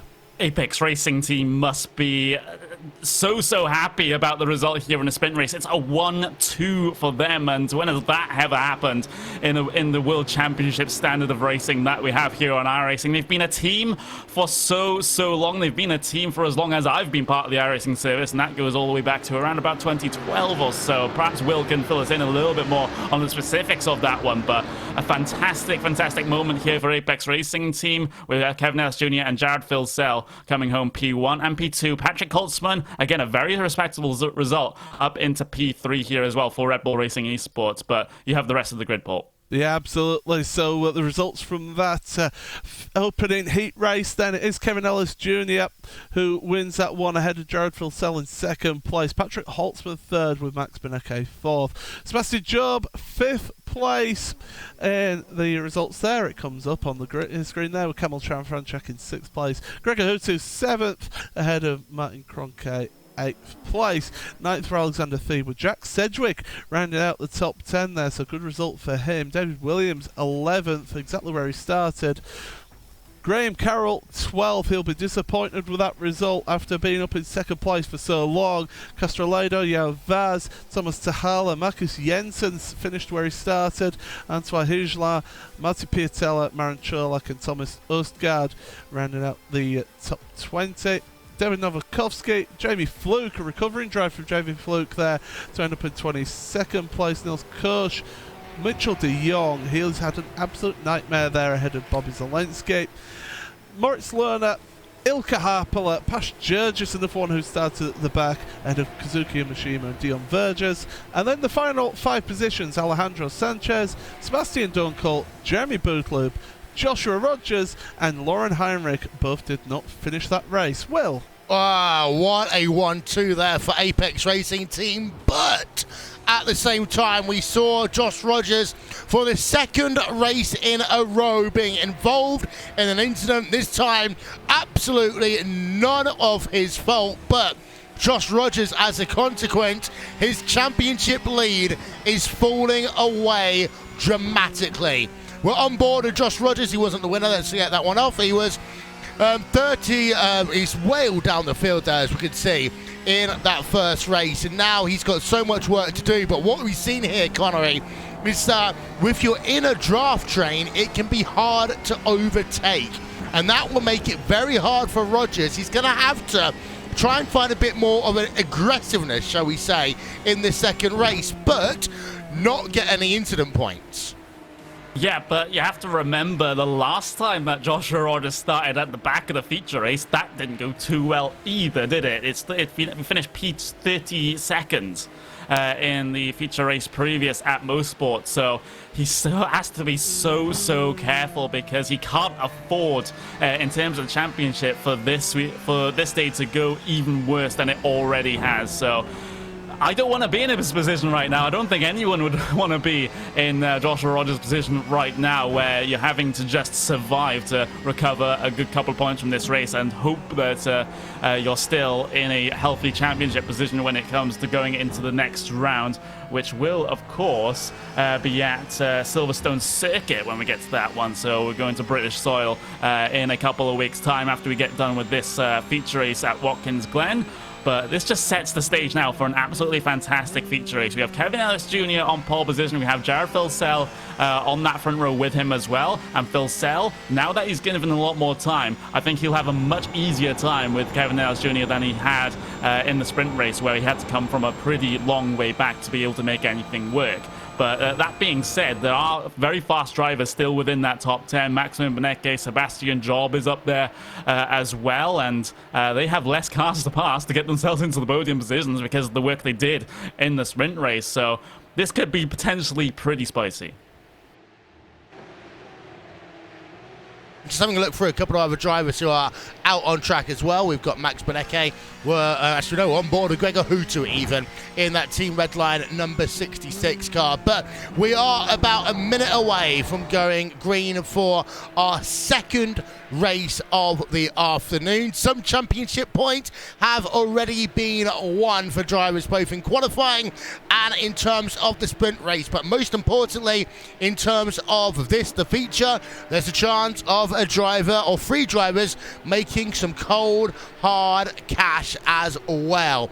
An Apex Racing team 1-2 in terms of your sprint race, but can they do the same and have probably the greatest weekend in that team's history so far? We're going to find out. Paul, back to you. Thank you very much. So, yeah, as the time counts down from the warm-up before the final race, drivers just getting the final feel of the track. We know what the grid is because it's the result of your opening sprint race. So we'll be able to see how these drivers cope with this result then. But, well, the drivers now just have a minute or so to get themselves onto the grid and to get ready for the start of this 30-minute feature race there. Current conditions, well, it is partly cloudy, 32 degrees air temperature. I would like to tell you the track temperature, but right now it's not giving me a track temperature on my screen here. But here's the grid then. So it's Kevin Ellis Jr. ahead of Jared Filsell with Patrick Holtzman and the rest of your field going through here. Just quickly going through because, of course, time will be of the essence for these drivers to get set, get ready for those lights up on the gantry. And, well, it's going to be a hard task for those two at the back of the grid, Josh Rogers and Lauren Heinrich. And there you go, 46 degrees track temperature. So it's still rather warm out there. But the drivers all prepared now. They're all going to be looking towards that flag gantry for the green flag. Revs are rising. We're all set for the feature race. Round number 6 of the Porsche Esports Super Cup.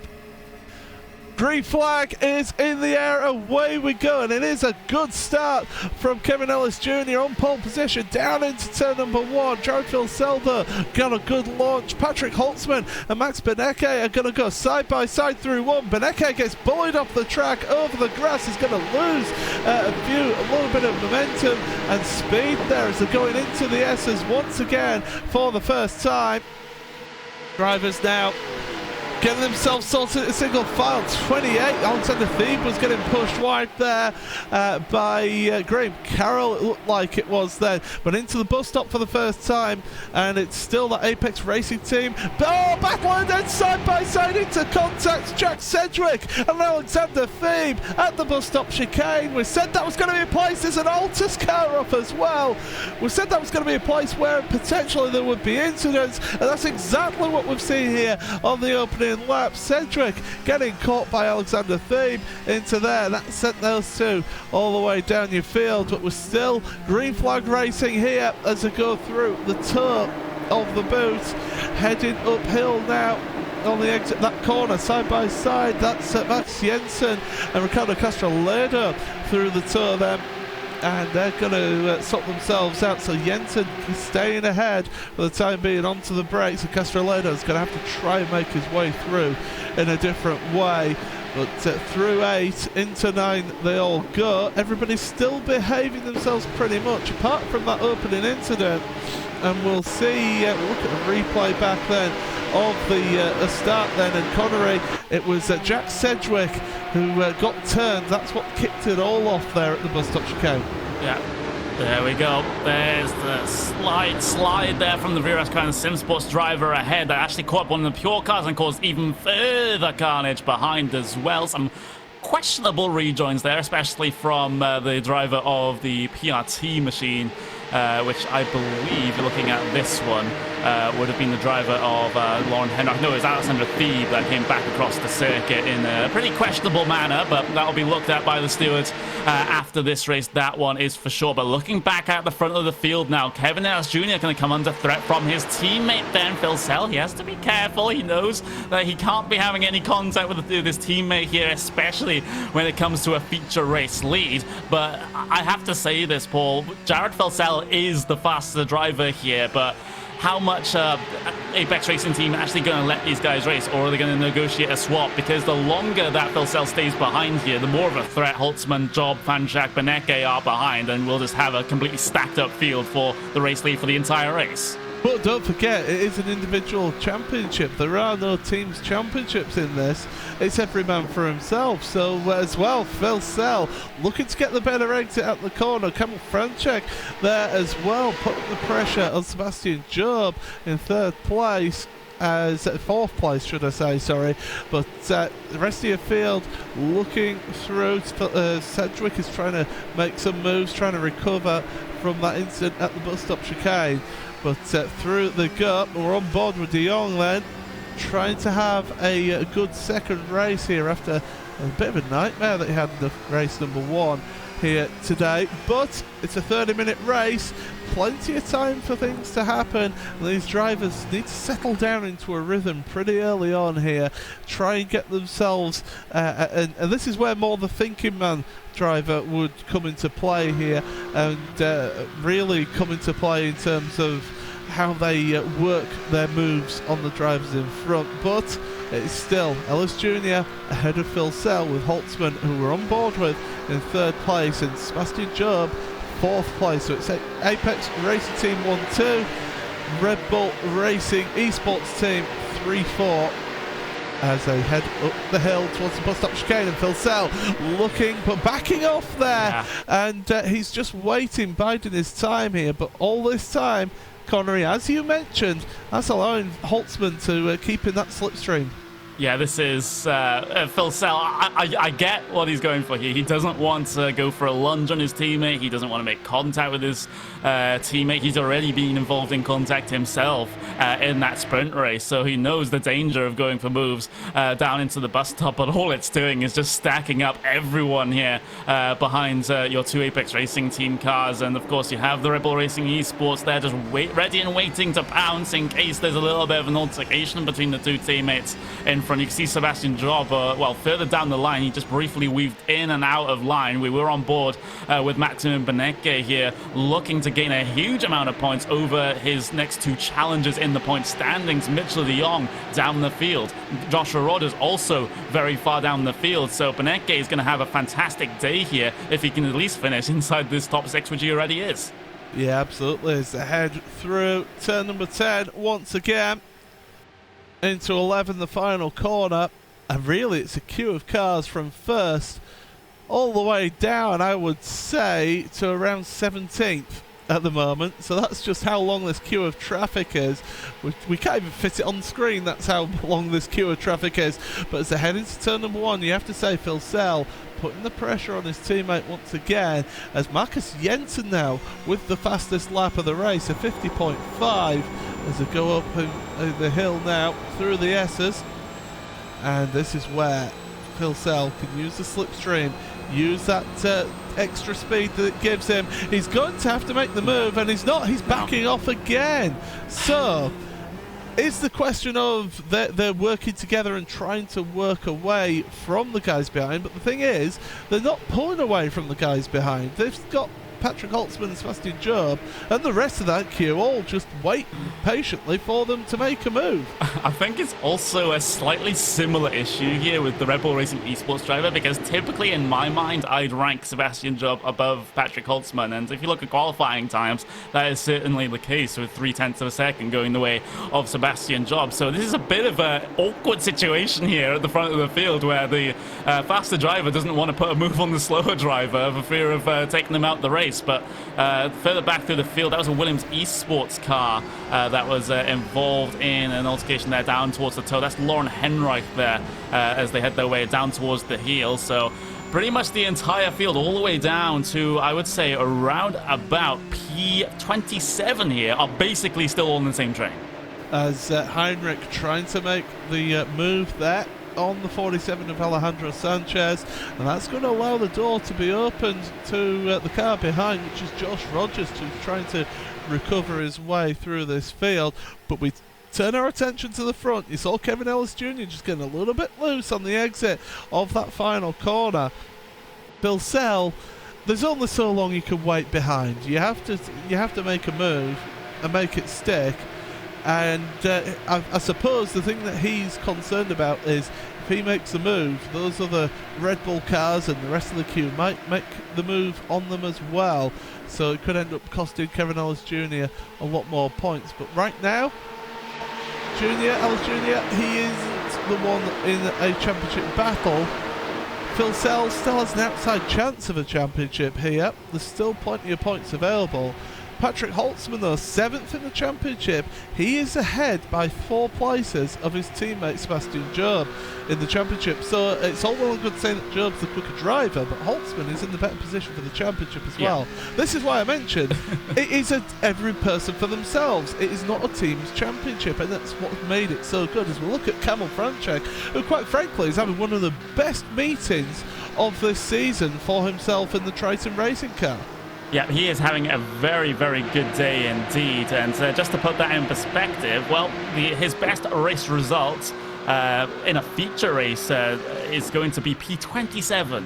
P27 is his best result in a feature race. His best result in a sprint race is P4. That was at the second round of the season. But Franchak is looking to gain a very, very good points haul to launch himself all the way up the points table here with a top 5 finish. But the thing is, he has to hold on to it. And when you have Maximilian Benetke and Gregor Hutu behind you, that looks to be a little bit more difficult. I'm going to say it's easier said than done, that's for sure, as they head into the final corner once again. We have got 10 minutes in the books almost. As they go across the line, it's 20 minutes and 40 seconds remaining in this one. Got 3 drivers in a group there, and it is Alejandro Sanchez who's in the sandwich there. Moritz Lerner in front, and Josh Rogers 26 behind. And those 3 battling it out. Rogers looking to the inside into turn 1. You can make the move and make it stick, and that's exactly what he's done there. Sanchez runs wide, and Rogers takes advantage of that, and he sets his sights now on that car of Moritz Lerner as they go through the S. He's trying to use the slipstream to get ahead.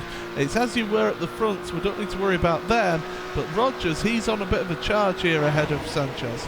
I mean, he has to be on a bit of a charge. He just needs to gain the most amount of points possible, which is the most obvious statement when you can make in these sorts of races. But the context of it is that at this stage, Joshua Rogers is at risk of losing the championship lead perhaps here, depending on how the point situation turns out and where Maximilian Benetke finishes. So the whole point standings could be a completely different picture heading into the next round of Silverstone, unless he can recover a lot more than what he has done so right now. There's a move further back though in the shot. That was Joshua Rogers again trying to make moves stick, and it looks like it has happened there over Moritz Lerner. So Rogers, he's making the best out of this recovery drive right now, but he needs to get arguably inside the top 20 to be not happy but content with the way the feature race has gone.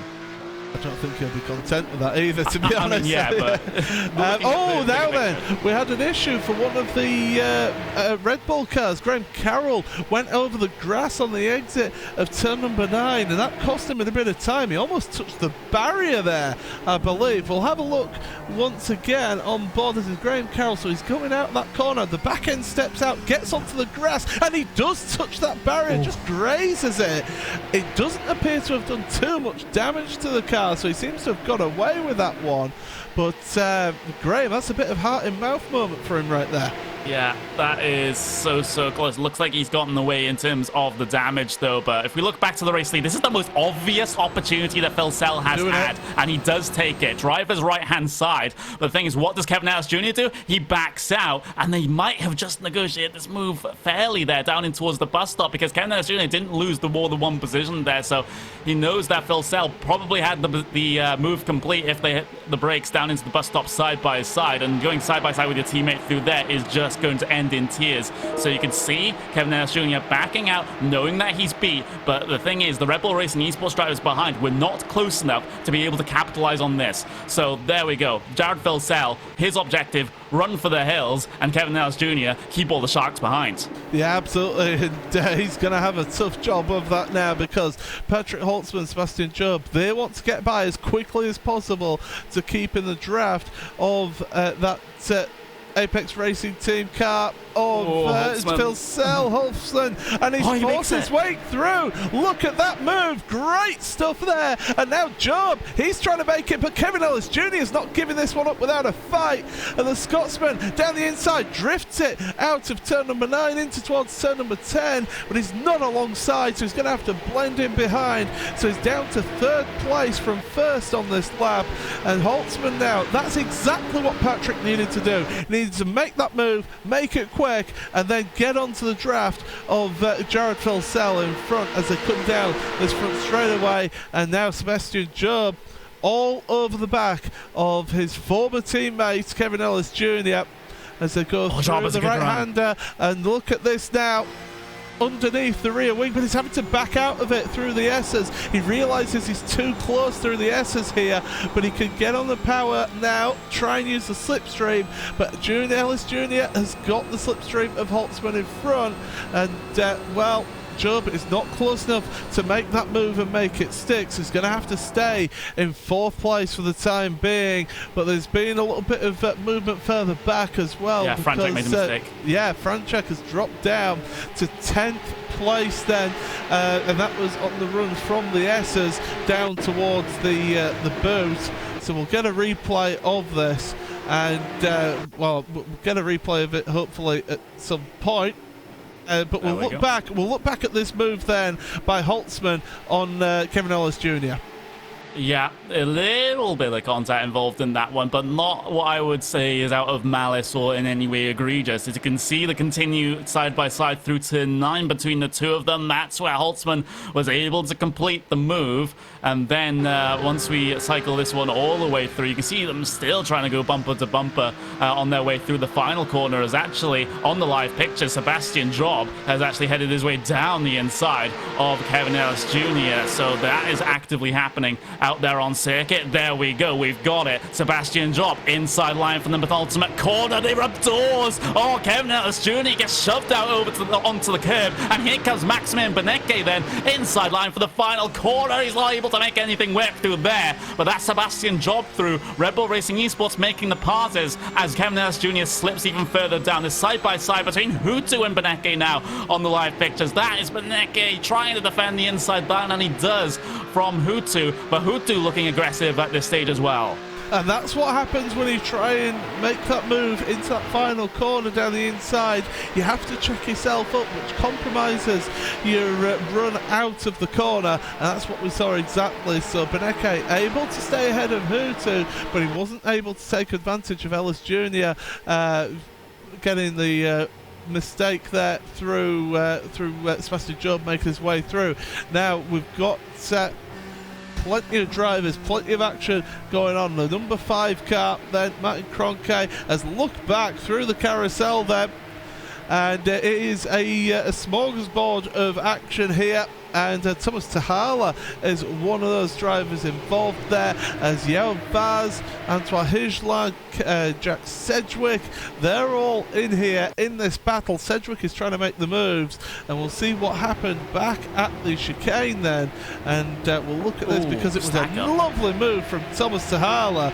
Great stuff from him to be able to gain 2 positions through that corner, but we saw a little bit of rubbing there through the carousel between the two of them as they head on into the boot then. But back to live pictures, and still that queue of traffic together, they are putting under each other under intense pressure. But Thomas Tahala, I say my hat goes off to him for move of the day right there, taking 2 spots on the exit of the bus stop chicane. Yeah, it was absolutely brilliant stuff. And Thomas, he wasn't a name that really we would consider to be one in this series in the first place. He's really come out of nowhere over the past couple of months, and he's really made an impact. And it's yet another Finnish driver that is very quick indeed. Of course, it seems to be a tradition both in real life and on the sim racing side of things, for that you can have so many talented drivers from one relatively small nation in terms of population. But there's the top 8 up on screen for you now. Jared Filsell leads Holtzman by 1 second. We've got Sebastian Job P3, Kevin Ellis Jr. still trying to hold on to P4 right now, with Maximilian Benecke 5th, Gregor Hutu 6th, Graham Carroll 7th, Martin Kroenke will round out your top 8 here. So right now. It looks like on the timing, we have a 3-car breakaway at the front of the field. That is Phil Sell, Holtzman, and Job. And now it's this whole entire train for the P4 here as well, involving Beneke, Hutu, Carroll, Kroenke, Williams. You can count in this one as well, as the times start to spread themselves out a little bit. It's not one huge train like it was a little bit earlier on in the race, but still potential for lots and lots of action to happen, and there might just be another flashpoint as well as drivers get desperate. As we're on board with Kroenke there, the car number 5, working his way through, trying to make the moves. And speaking of making moves, Vaz under pressure now from Antoine Hijla as they're going out of the top of the boot, heading into this tight right-hander here, turn number 8, the heel, as they're going 2 by 2 through that corner and sorting themselves out. It's Hijla ahead of the 46 car of Vaz, but Vaz making the move back. And look at Jack Sedgwick trying to get involved in this. We're on board with Niles Kirsch here, and Kirsch, well, he's got nowhere to go here in that William Esport car. They're still side by side. Kirsch goes wide. He's off the track there, but they're still side by side, door banging through the corner, and Vaz has lost a ton of time there. He's lost out places as well, and here come 3 wide down the start straight. Tommy Erstgaard and Josh Rogers, the recovering Josh Rogers, now up to 19th. Contact between the two of them, and it's Vaz who comes off the worst there through turn number 1, and he's dropping all the way down to 25th, possibly even coming under pressure for 26th. 2 into 1, more like 3 into 1 doesn't go, but Joshua Rogers is able to get away on that inside. It was Ostgaard and Vaz that had the contact on the outside of the corner there into turn 1, and now we're on board with Jack Sedgwick as he tries to defend position from another recovering Commander driver. That's Mitchell de Jong, who had a terrible race in the sprint race, terrible qualifying, not been the best here in the feature race, but he has picked up a couple of positions here and there. And again, it's another one of your championship contenders that has had an absolutely horrible time here today, but he still has points on the card. Sedgwick ahead. You've got Anton Hegland further down the line as well, up in towards turn 7, following very, very closely coming through here. We've seen moves down into the heel. That might just be what Mitchell de Jong is planning, but arguably he doesn't get a good enough run out of turn 7 to make that one a possibility here, so he'll have to stay behind just for a couple of moments longer. And this is what we're used to seeing from that shot alone, just how stacked together this entire field is. It seems like with about 20 minutes of racing done already, there's still these huge trains going on. Well, I could tell you that first down to 16th are covered by 10 seconds. That's how close this field is. It's absolutely crazy. But it's what we see week in, week out. Max Beneke we're on board with, riding on board the roof of his Pure Racing Team car.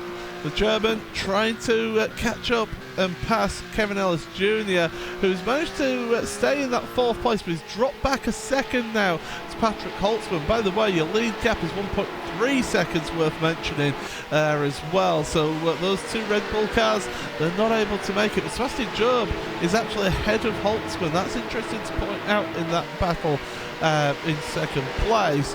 But look at this now, further down, Josh Rogers, he's got the 33 car behind him, and as they go down up the hill, Niles Kirsch trying to use the slipstream, trying to get in, but can't make that move. But Josh Rogers now, he's got his sights set in front of him, David Novakovsky for 17th, and Mitchell de Jong, the man who was in 2nd place going into this round, right ahead of David Novakovsky. So this battle, it is pretty important, because Josh Rogers, he could do with getting as close as possible to Mitchell de Jong, just to try and minimise the any potential gap in the championship standings here from this race. But it's put with the likes of Beneke, Job and Holtzman up at the front, as well as Phil Sell. His gap's going to be cut down anyway, as looking at this, the 24 on the brakes, not able to make the move. Mitchell de Jong and Sedgwick doing a really good job of being defender and attacker at the same time. Yeah, very, very good job indeed. And, you know, that is simply a necessity in a series like this one with everyone stacked together. We have had the gap at the front of the field come down a little bit, though. Sebastian Job really putting in the hard yards here to try and edge that gap in. It was a 151 flat from Phil Sell. It was a 150.7.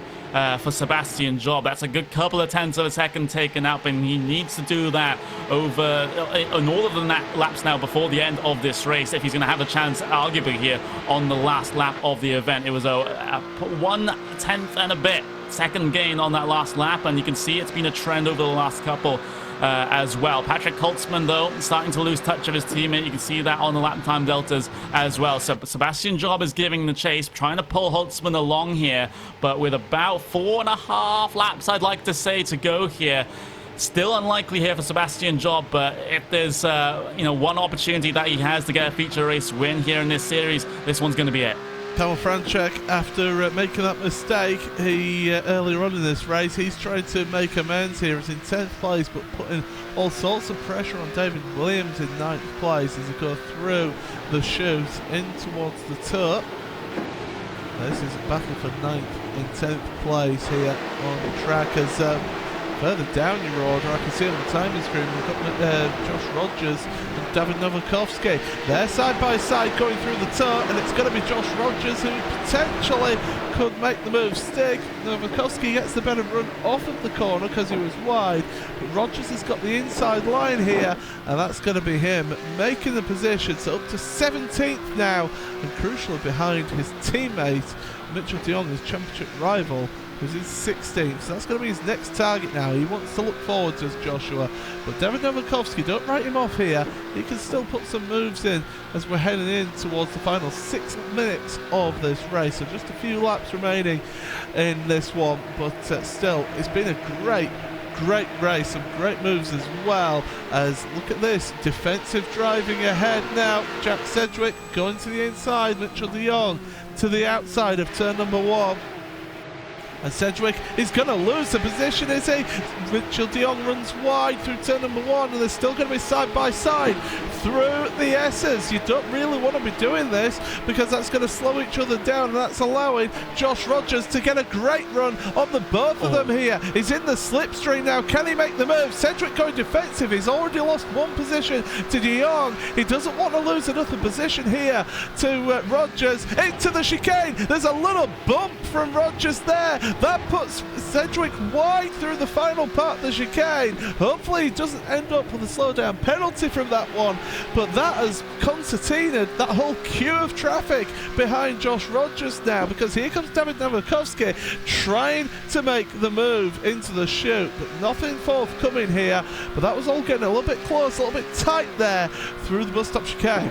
It was, and it might not be done. There's Jamie Fluke on the back of this one, looking to work his way through, and he's got passes for the pickings here right in front of him. Everyone stacked together. This would be a fantastic recovery from the qualifying ban that Jamie Fluke had if he's able to pull off a couple of passes here and there. We're on board with Kamil Franczak, though, for P10 as he looks to chase down the commander driver of David Williams. He got a little bit of oversteer coming through the heel there, and that is just how the cars have been behaving throughout this entire race, and of course the sprint race as well. They are very much on edge with the track temp being as high as it is. It's up to 44 degrees now. Of course, that's actually a little bit cooler than we had in the qualifying in the start of the sprint race, where it was more like in the 50s. So the dynamic sort of sky coming into full effect here as we get later on into the afternoon. That temperature can drop off and give these drivers a little bit of an easier time. But if you're in that particular train that we've just seen, that is not an easy time by the dictionary definition. But look at that, Mitchell de Jong has been able to make a breakaway of it from this train of cars. And Jack Sedgwick now going to be a bit more of a sitting duck here because he's 0.8 of a second behind de Jong. And here comes Rogers now. We're on board with him through the S, as you can see how much just those little adjustments having to make to the steering as they go up the hill now, and it is uphill all the way to the bus stop chicane. There you can see the damage from that little bit of contact earlier on the previous lap. And look how much speed Rogers is able to carry through the bus stop chicane into the carousel once again. And Sedgwick, he's shown at times that he can make those moves and have a good run in this series. Just becomes unfortunate sometimes with some of the things that happen in the races. But right now, Cedric showing his all against Joshua Rogers, championship leader going into this round, to go through the turn once again. British driver versus Australian. So it's the battle of the Commonwealth. On the brakes then from Rogers, dive to the inside, nearly making a move but not making it stick for the time being as they're heading up the hill into the left-hander. And still Cedric holding on to that position. Really good driving from Jack, and that queue of cars just waiting behind patiently to make some positions. But up near towards the front of your field, Franchek still pretty close but not able to make any moves on David Williams. But we've just had it pointed out, Connery, that gap at the front has closed up once again, but it's only a 1/10 of a second between the two of them on the last lap. I still want to keep a close eye on this one, though, because Sebastian Job, you know, he can... with the pace he's going right now, he probably won't be in the position to capitalize on the during the last lap here. But if he can just put that sort of bad thought into Jared Filsell's head that Sebastian Job is catching here, then it might start to unsettle him just a little bit. 0.6 of a second is the gap coming up through the bus stop for the second to last time here as Sebastian Job tries to search for his first feature race win of this entire series. We look back to the couple of the battles that we were looking at previously as well. We can see Graham Carroll having to put up the defense on Martin Kroenke here as they head their way through the turn 6 chute here. And Kroenke, of course, he's had some pretty decent results in this series so far. He had the sprint and feature race win at Mid-Ohio, don't forget. So that was a particularly good day for him. But the rest of the races have been mixed to good, I would say. He's just been consistently inside that top 10, just getting the points here and there. There's a side-by-side battle behind, though. That's David Williams working his way through on Camel Franchak there. And Jack you've also Cedric got... as well, yeah.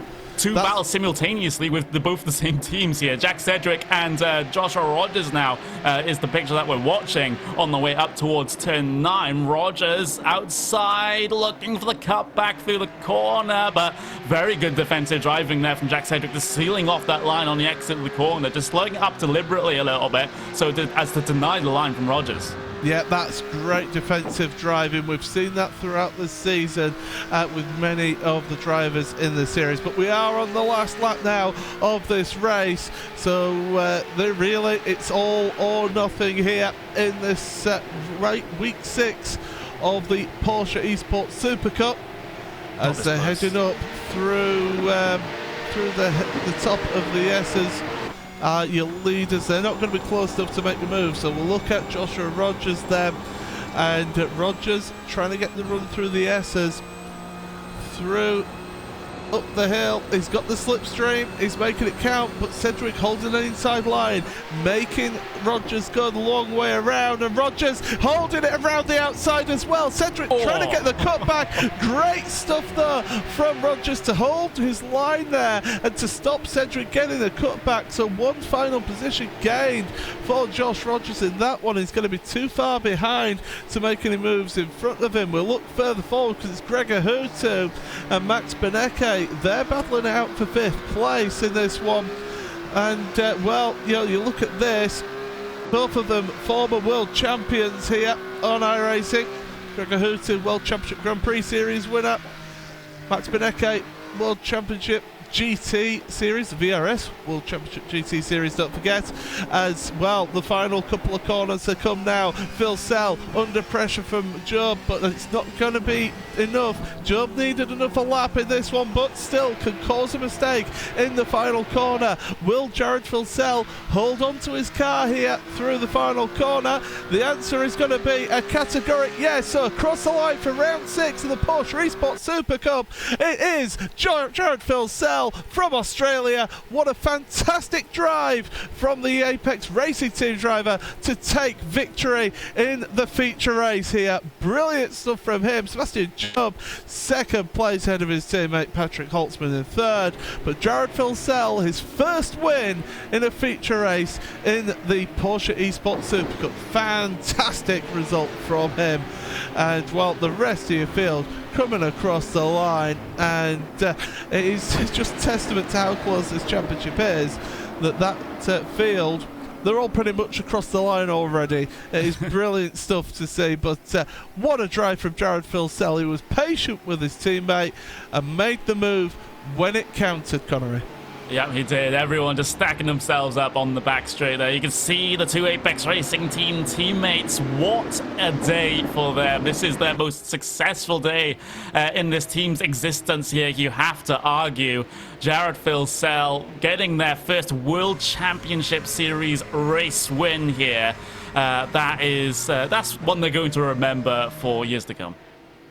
As they all do their cool down here on this one, we should be able to bring you some results up on screen very shortly. There we go. Jared Filsell then, your race winner, ahead of Sebastian Job in second place. Patrick Holtzman rounds out your podium, so Filsell $1,000 richer from that result. Kevin Ellis Jr. fourth place after starting on pole, with Max Benecke in fifth. Gregor Hutu up one position in sixth place. Graham Carroll 12th to 7th, really good result for him after what happened in that first race. Then Martin Cronkite 8th ahead of David Williams 9th. Kamil Franchek, but disappointed with that result, down in 10th place. Marcus Jensen, Thomas Tahala with a great move to get him up to 12th place. Ricardo Castroledo and Mitchell de Jong in 14th. Antoine Hijla ahead of Josh Rogers in 16th. Jack Sedgwick and Niles Koch in 18th, with David Novakovsky and Tommy Ostgaard rounding out your top 20. Then Jamie Flug ahead of Bobby Zelensky 21st and 22nd. Pash Jurgis, another one that was recovering, in 23rd, ahead of Alejandro Sanchez. Moritz Lerner, Yao Vaz, Marty Piatella, Dion Verges, Marin Cholak and Ilka Harpler rounding out your top 30. And then the rest of your results. Kazuki Umashima, a day to forget for him, down in 31st. Jeremy Bootloop in 32nd, ahead of Alexander Thebe, who was multiple laps down and retired. Lauren Heinrich and Sebastian Dunkel did not finish as well. Over to you, Will. Thank you very much, Paul. There we are, $1,000 richer is Jared Filsell as he does the donuts then at start-finish line. It is the victory that they've been waiting for so long at Apex Racing Team. Of course, Apex Racing UK and Evolution Racing Team coming together. They've had themselves a memorable weekend here. The double donuts being done. We can barely see through the smoke, the tyre smoke being done here at Watkins Glen International. And they are going to hope that form continues into the back end of the championship. And there we are. That is it in terms of our racing here. We're going to have some drivers to talk to in a few moments, but before we do that, we're going to take a quick break here on Raceport TV and on the iRacing Esports Network. Don't go anywhere. We'll be back in a moment. Assist to the front bumper, and he hits him again now. Rayon Fowler into the outside wall. He's going to pass nearly 3 cars down that front straightaway, and he's going to get them all done with. What amazing! Racely to the inside goes Logan Cloudman is going to touch in.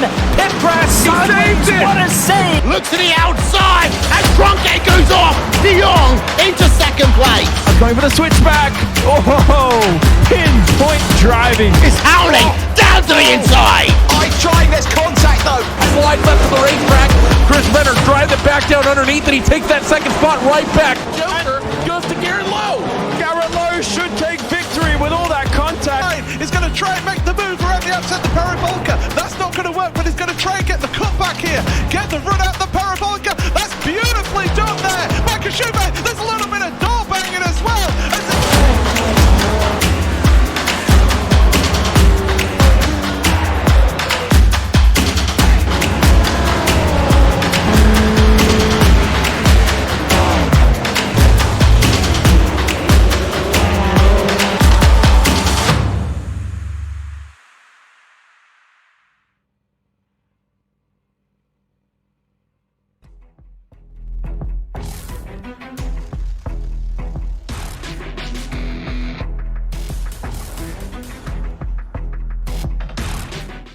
Welcome back, ladies and gentlemen. It is post-race coverage time here on the iRacing Esports Network from the Porsche Esports Supercup. Round number 6, Watkins Glen International is in the books, and $1,000 richer is Jared Philsell. Congratulations on that race victory. That number 94 team, Apex Racing Team car, going to victory lane for the first time in the feature race. Jared, you've got to be chuffed with that. Yeah, absolutely. That's a once-in-a-lifetime feeling, to be honest. First win for Apex in the World Championship Series, so can't be more happier. And the team did a magnificent job this week, as well as Kev. I'll give a big shout out to him. He drove bloody flawlessly there.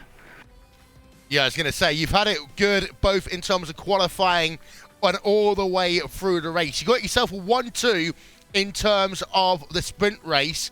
And how does it feel to be a part of such a big weekend? And talk us through the sprint into the feature race and, of course, the opportunity to finally then overtake your teammate into the bus stop. Yeah, I think we were planning on adding fuel for the feature race just in case we didn't have enough, but we actually forgot, so I was content with just saving a bit of fuel in that main one there, and I was going to do the same with Kev once he let me go, but unfortunately the Red Bull guys, they pounced on an opportunity, but I'm glad he got it home in the end. And again, you get yourself the feature win here at Watkins Glen International. How this is a track, of course, that we've seen a lot of people stuck in the pack. And we've seen some big incidents here this weekend as well. How important was it for you to be kind of out front all weekend? Yeah, pretty important. Trying to break that draft was key. I tried my hardest when Kev let me go to try and pull out a gap. He did the best wingman job he could. But to be honest, my car was really good behind Kev and behind the others. I didn't really feel any effect of understeer. I was still flat up through the S's. So, shout out to the guys for building the setup this week. It was fantastic. And next time out, we head ourselves to Silverstone, to New Silverstone. It's all changed there. It's going to be a huge challenge for the drivers, but what are you looking forward to when we head to our next race? Yeah, definitely. I haven't actually driven the track yet, so that'll be a learning experience for me. I'll be trying my hardest there. I'm not sure how I'll go, but we'll see how we go. Well, before we let you go, Jared, shout out sponsors. Who gets it done for that team? Can't thank Logitech G enough, speedcafe.com, SDK Gaming, West End Mazda, and as well as the guys at Evolution Racing Team for helping, and also the guys at Apex. They've done a fantastic job this week. Well, congratulations then on the victory here in the feature race of the 6th round of the Porsche Esports Supercup. Moving on to your second place driver, Sebastian Job. Well, Seb, you got very close in that final lap. You got it down within a quarter of a second. I was thinking there was going to be a late move there, but you just weren't quite close enough as we came to the checkered. Yeah, it was very close. Bit frustrating because it was coming down like a tenth a lap, and then on the second last lap, it came down quite a few tenths, and I got close. So if that had come like maybe a lap sooner, I don't know if Jared made a mistake or I just had a really good lap, but if that came a lap sooner, maybe I would have had a chance. But I tried to get close, just couldn't get quite close enough. I didn't want to go for a stupid like lunge from 3 tenths back and wipe us both out. So I've not had enough consistent results, so I just decided that, you know, P2 is still very good, so I'm quite happy with that. Overall, it's been a moderately consistent weekend for yourself and the Red Bull Racing Esports team. Of course, Graham Carroll had some issues in the sprint race, which dropped him down. He spent the entire weekend working back up. But overall, as we work through Watkins Glen, are you satisfied with the results of the Red Bull Racing Esports team? Yeah, I think we definitely can't be disappointed with it. I'm honestly a bit surprised because with the release of the new F1 game, we've been splitting our focus a bit. But so this was quite surprising to have such good pace. Probably, I don't want to say for sure, but it might be our best result of the season as a team because I think all 3 in the top 10, 2 on the podium. So it's pretty happy with that. Of course, other racing games are apparently available. And in terms of Silverstone next time out, it's going to be the first time that an iRacing World Championship's heading to the new Silverstone. Thoughts as we head ourselves to what is actually a substantially different track to what we're used to.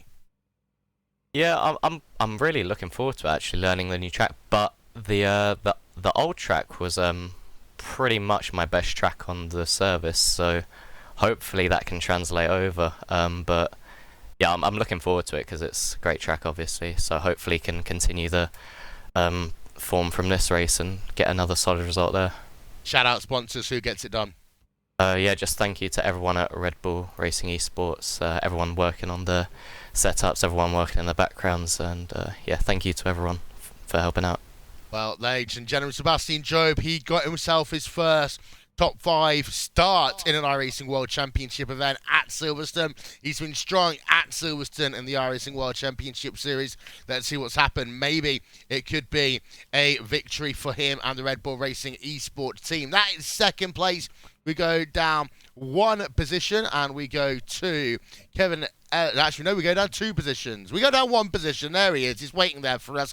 Patrick Holtzman, we almost lost you in the woodwork there, but third place in that Red Bull Racing Esports car. Saying to Seb that overall it looked like a strong weekend for that your team. But third place, you happy with that? I am, yeah. That was definitely a tricky one with the weather being so hot.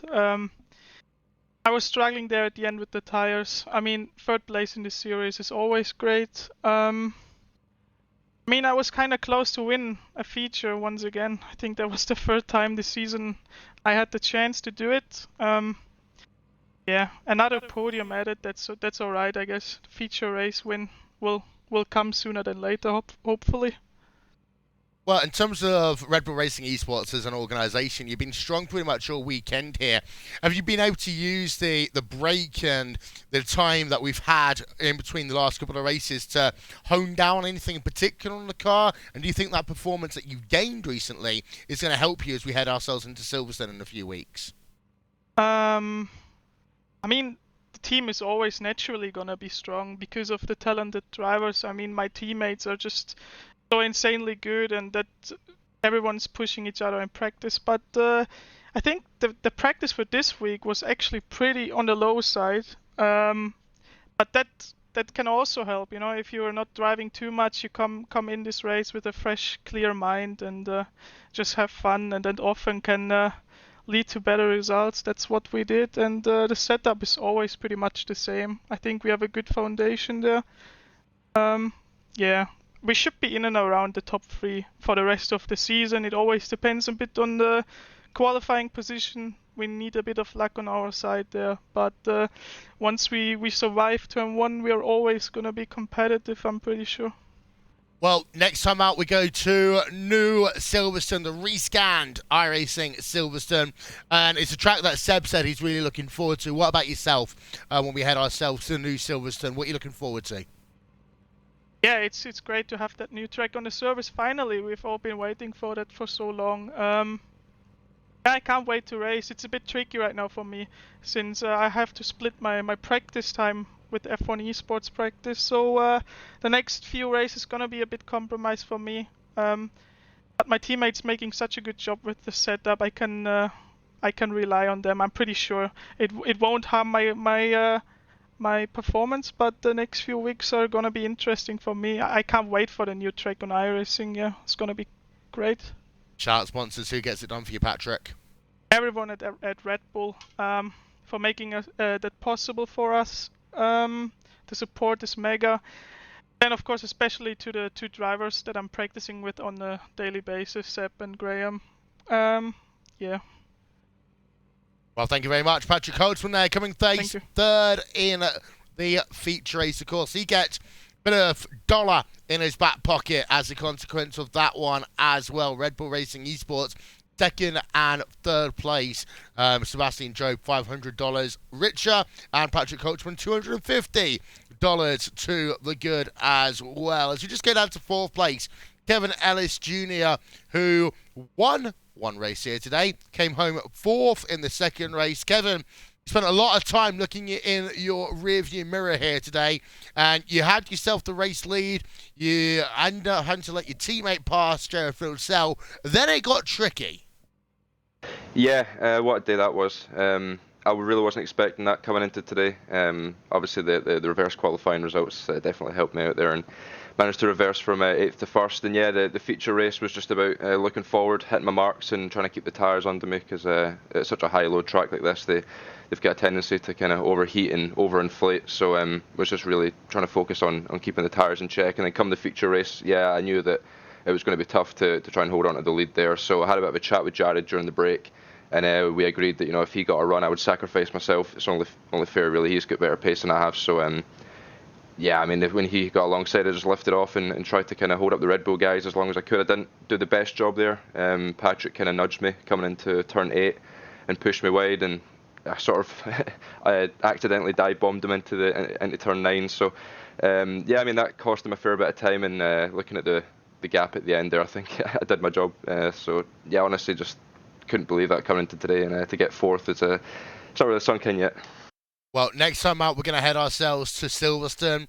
It's a team that Red Bull Racing Esports say they're going to be strong at, and it's a team that I'm sure Koan is going to look to bounce back at. But what can you take here from Watkins Glen in terms of both momentum and what you've learned with the car over the last couple of weeks as we head to Silverstone?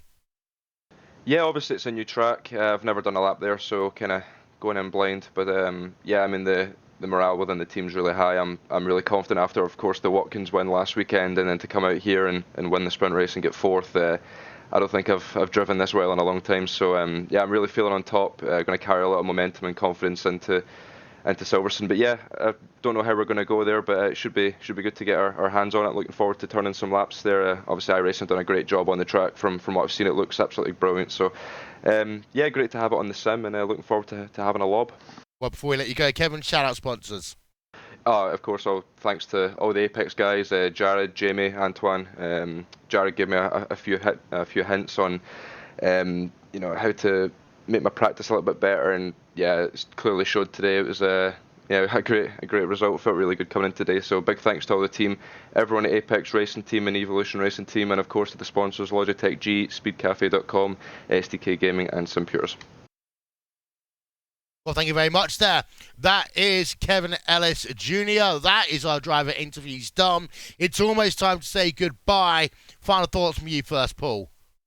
I mean, great racing as always in this championship, and this track always brings us great racing as well. And to see 2 new race winners as well in this series, it's just showing the strength and depth that we have here. And I can't wait for Silverstone in a couple of weeks' time. All right. Yet another absolutely dramatic, brilliant, whatever sort of adjective that you want to throw in there race. That's what I'm going to say about this one. And we haven't really had a dull race so far in this season. It seems like everywhere you look, there's action, and you know, most of that is down to how close this entire field is, especially in qualifying as well. It just makes things much more difficult for the drivers, but that difficulty is where the cream of the crop starts to shine. Yeah, in terms of the standings heading out of this event, Josh Rogers does still lead the championship, but by 7 points over Max Benecke. It's also brought Mitchell de Jong a little bit closer as well. De Jong having some good recovery drives here today. De Jong is on 530 points, Benecke on 550, Josh Rogers on 557. Jared Philsell is not too far back. He's 107 points behind Josh Rogers, but what we've learned in this series is that pretty much anything can happen. Patrick Holtzman rounds out your top 5 in the championship as it stands. Next time out here in the Porsche Esports Supercup, we will head ourselves to the new Silverstone Grand Prix circuit. That'll be here live on the iRacing Esports Network, and it will be on July the 13th. But today, in terms of Apex Racing Team, will always be remembered as the time that they shattered the glass ceiling. It's a time that they've finally been able to get themselves double victory in the Porsche Esports Supercup and get themselves onto the ever-growing list of those teams that can say they have won an iRacing World Championship event. Congratulations to Kevin Ellis Jr. for winning in your sprint race here, but congratulations, of course, has to go to Jared Filsell and the number 94 team, claiming victory and now being $1,000 richer. We'll see you all in Silverstone in 2 weeks' time, but in the meanwhile, goodbye from Watkins Glen International.